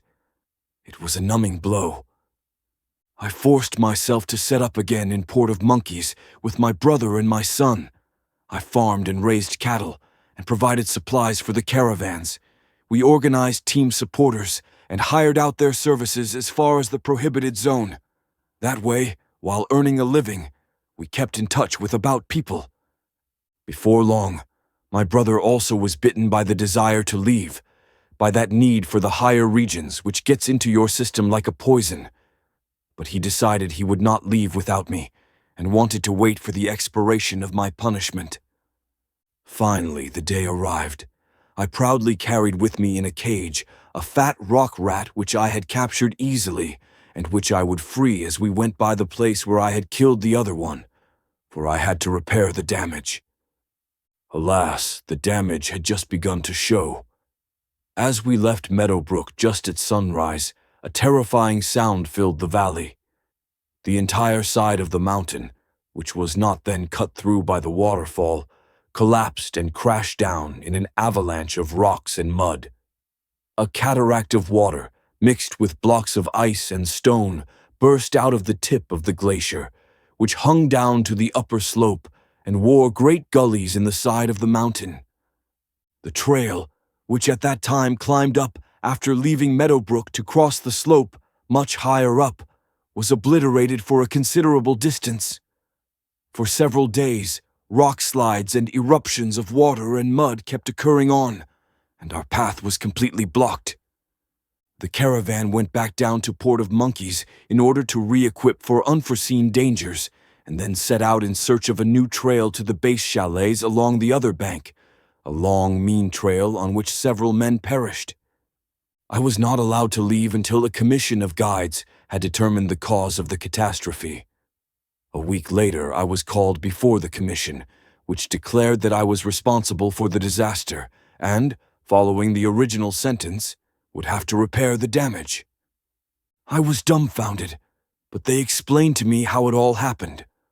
According to the findings of the commission, they made the statement impartially, objectively, and today I would even say leniently, but categorically. The old rat I had killed fed principally on a species of wasp common in that spot. But beyond a certain age, a rock rat is no longer agile enough to catch wasps on the wing. Therefore, he lived for the most part on the sick or weak, who dragged themselves along the ground and could barely fly. In this way, he destroyed the wasps that were malformed or carriers of disease. His unsuspecting intervention, protecting the colonies of these insects from dangerous afflictions spread by heredity or contagion. Once the rat was dead, these affections spread rapidly, and by the following spring, there was scarcely a wasp left in the region. These wasps visited flowers in search of honey, also fertilized them. Without the wasps, a large number of plants, which play an important part in holding the terrain in place, stopped. In the middle of a sentence in the 5th chapter of Mount Analogue, his politeness would not allow him to keep a visitor waiting who knocked on his door that day in April 1944. It was the last on which he held a pen. His intimate friend, Roland de Rene, who could not help knowing that Daumal did not have long to live, had the idea of asking him to outline the rest of the novel. Rene said that his wife, Casilda, who had read all the texts as far as it went, couldn't wait to know how it ended. With his customary blend of gravity and humor, René Daumal produced a summary of what was to come in the 5th and 6th chapters. I plan to describe the expedition of the 4 quitters. You remember that at the start, there were 4 other characters: Julie Bonas, a Belgian actress; Benito Chicoria, a woman's tailor; Emir Gorge, a journalist; and Alphonse Camera, a prolific poet, all of whom backed out before we really got underway. In the end, however, along with a few friends, they decided to set out on their own to discover Mount Avalon, for they were convinced that we had hoodwinked them. If we were out to discover this famous mountain, it was not a superior race of humanity we were after. That's why they call this jokers. They thought that the mountain must be sitting on top of oil or gold or some other treasure, must be jealously guarded by a people who would have to be subdued.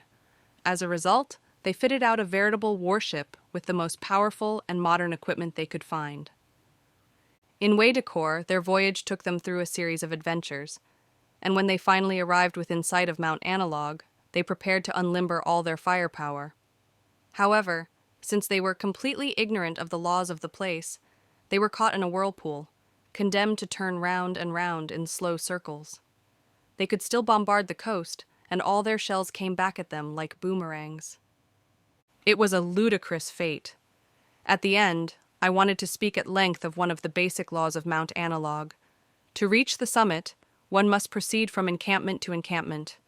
But before setting out for the next refuge, one must prepare those coming after to occupy the place one is leaving. Only after having prepared them can one go on up.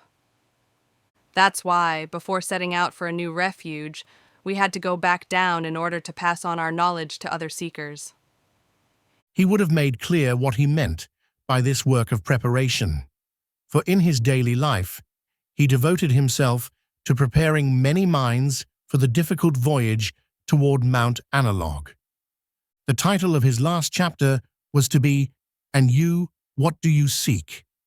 It's a more disturbing and fruitful question than the numerous stock answers made to it, a question each of us must finally answer for himself. To face it directly is to strike against the deepest layer of being which sleeps within us, and then one must listen painfully and lucidly to the sound it sends back. At the end of his short life, though only on the threshold of his own search, René Daumal could already distinguish what is hollow from what is sound and whole. And it's just because his work was interrupted that we should like it to understand. We would like to understand it better and to know in what direction he was moving. On one occasion, he did describe in concise terms the path he saw before him. The text appears in one of the last letters he wrote me. This is how I sum up for myself what I wish to convey to those who work here with me. I am dead because I lack desire. I lack desire because I think I possess. I think I possess because I do not try to give. In trying to give, you see that you have nothing. Seeing you have nothing, you try to give of yourself. Trying to give of yourself, you see that you are nothing. Seeing you are nothing, you desire to become. In desiring to become, you begin to live. There are some notes found among his papers forward. My first encounters with the mountain are still recent. I'm only a beginner, but an innate taste for both observation and applied effort, as well as certain other circumstances, have often enabled me to acquire in a day the experience it takes others several weeks to absorb. And since I speak as a beginner with the earliest difficulties still fresh in my mind, these remarks may be more useful to beginners during their first ascents than the textbooks written by professionals. No doubt, their writings are more methodical and more complete. They are difficult to follow until one has had at least a bit of preliminary experience. The entire purpose of these notes is to help the beginner to acquire that preliminary experience a little faster. Definitions. Alpinism is the art of climbing mountains in such a way as to face the greatest risks with the greatest prudence. Art is here taken to mean knowledge realized in action. You cannot stay on the summit forever. You have to come down again. So why bother in the first place?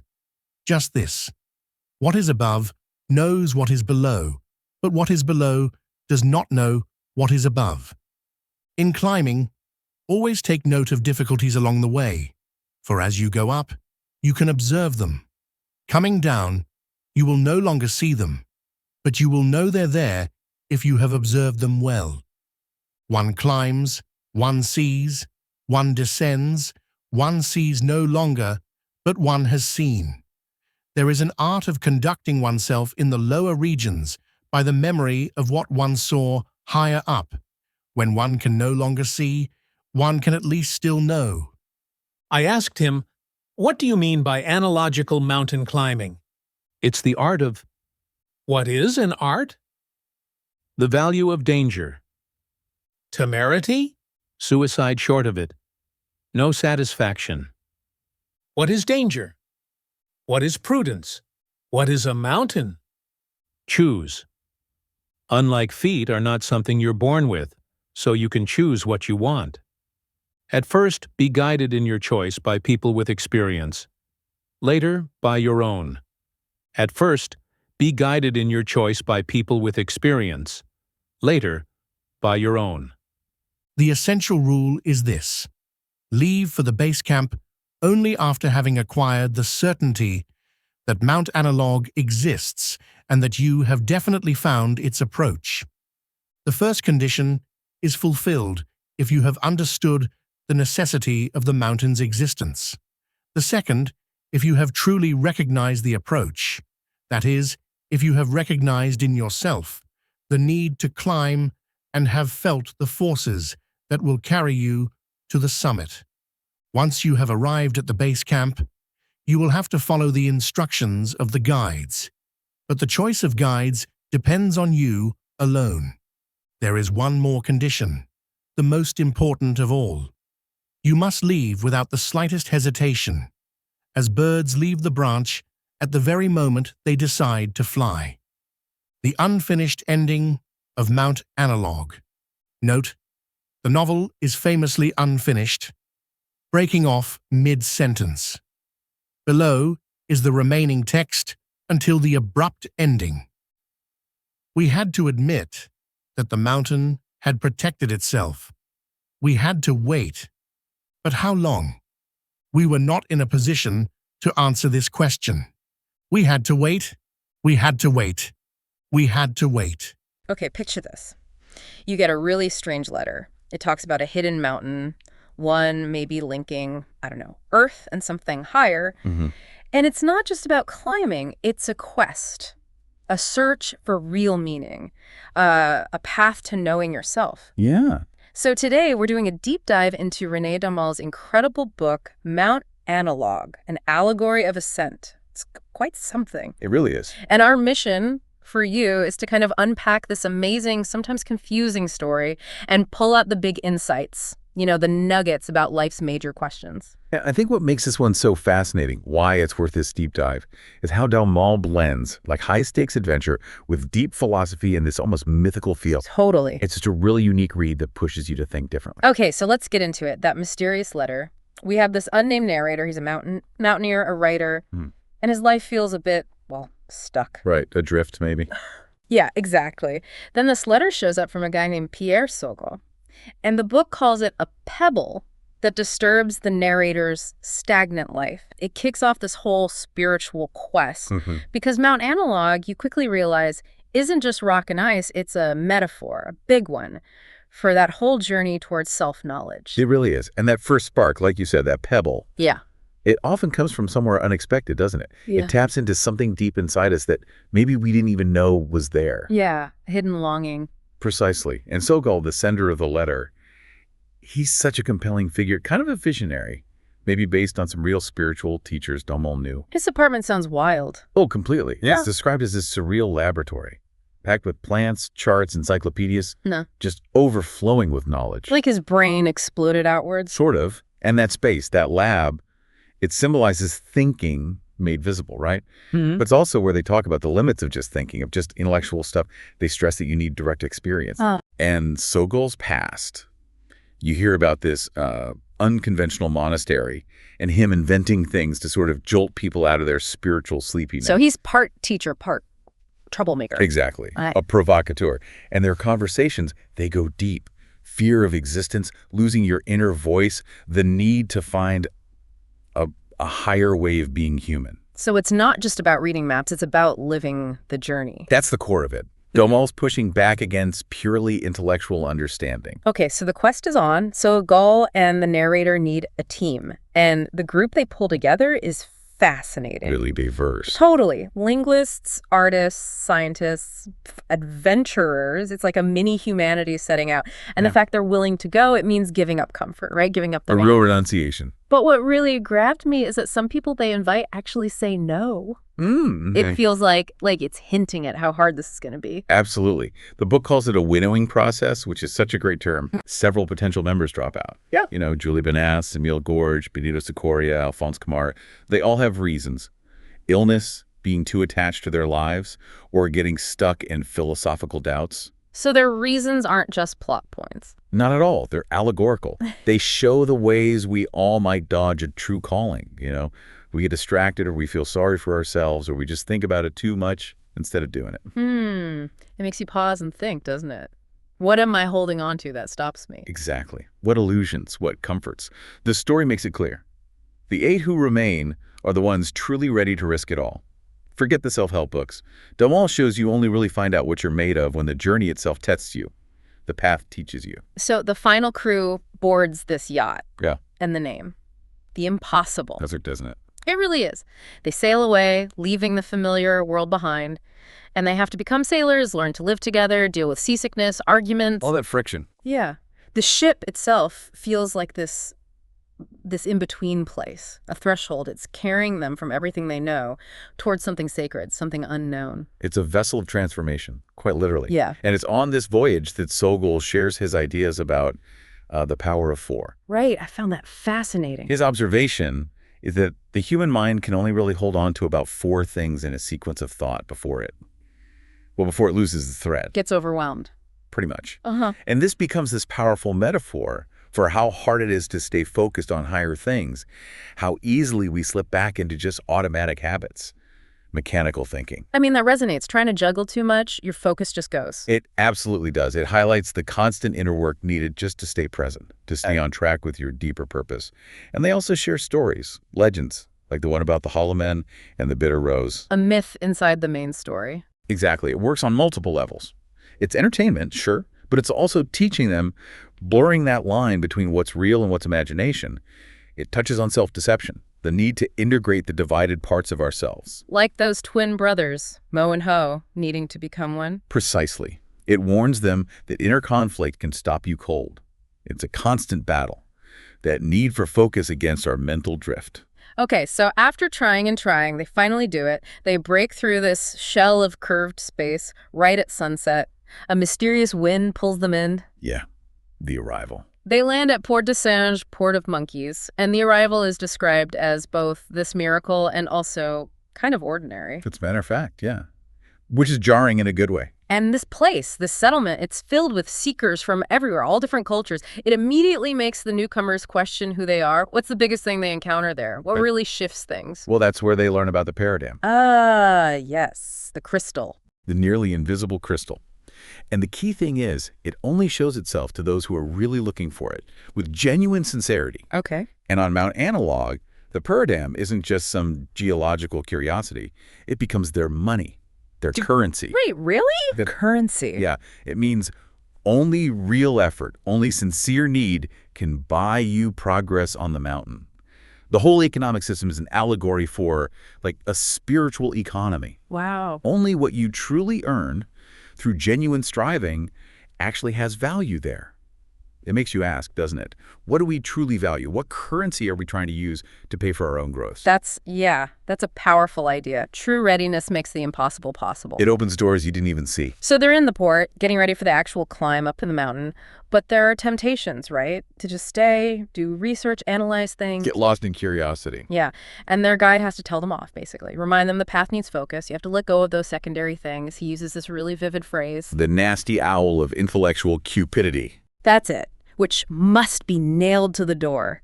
It's such a strong image for ditching purely academic study for its own sake. It really is. And you see other shedding happening too. The group starts using first names. Right. Letting go of social roles. Exactly. Becoming more authentic. They start ditching unnecessary gear too. Simplifying. It's all part of preparing. And it's a huge moment when Sogol himself, the leader, has this moment of humility. He takes off his symbolic general's helmet. Like shedding his old authority. Precisely. And right then, he finds the very first fur dam right there on the shore, which apparently never happens. It's this huge sign of hope, confirming they're on the right track. Wow, okay. So then everyone makes a little pouch to collect future fur dams. It's a symbol of their commitment. And this is also where the law of the mountain becomes clear. That each group climbing has a responsibility to prepare the way for the ones coming after them. It links everyone together. You see it with Bernard, the head porter. It shows that pronunciation, simplification, getting rid of external clutter and internal noise, it's essential for the climb. And progress comes from being humble, open. Exactly. And realizing it's not just about your climb, it's connected.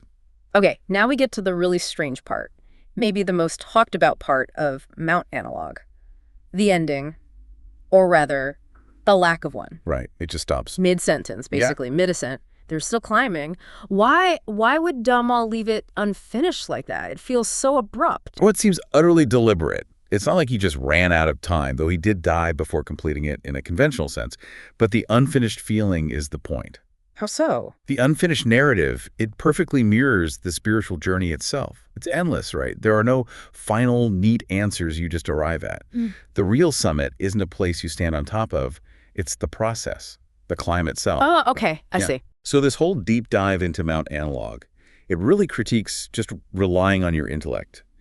It warns about how easily we fool ourselves. Yeah. And it keeps hammering home the need for humility, for sincerity, for supporting each other. And the paradigm drives that home, too. Absolutely. That real insight, real growth, you can't buy it, you can't inherit it, you have to earn it through your own genuine effort. So ultimately, the journey is the destination. That's the core message. Yeah. And Daumal challenges us, to question how superficial modern life can be, to look for the invisible within the visible stuff around us, and to get this search for meaning. It's ongoing, and we're all kind of in it together. Mount Analogue really is just this luminous guide, isn't it? An allegory pushing us to look deeper, to embrace the challenges, but also the rewards of our own path, whatever that looks like. It truly is. So maybe here's a final thought for you, something to chew on. What are your own paradigms? Those fleeting insights, those moments of real clarity. Are you maybe missing them because you're looking in the wrong way or trying to pay with the wrong kind of currency? That's a great question. Take a moment, reflect on your own mountains, those goals or challenges you face, and maybe those unseen doors, too. What preparations, what simplifying might you need to do for your own next step?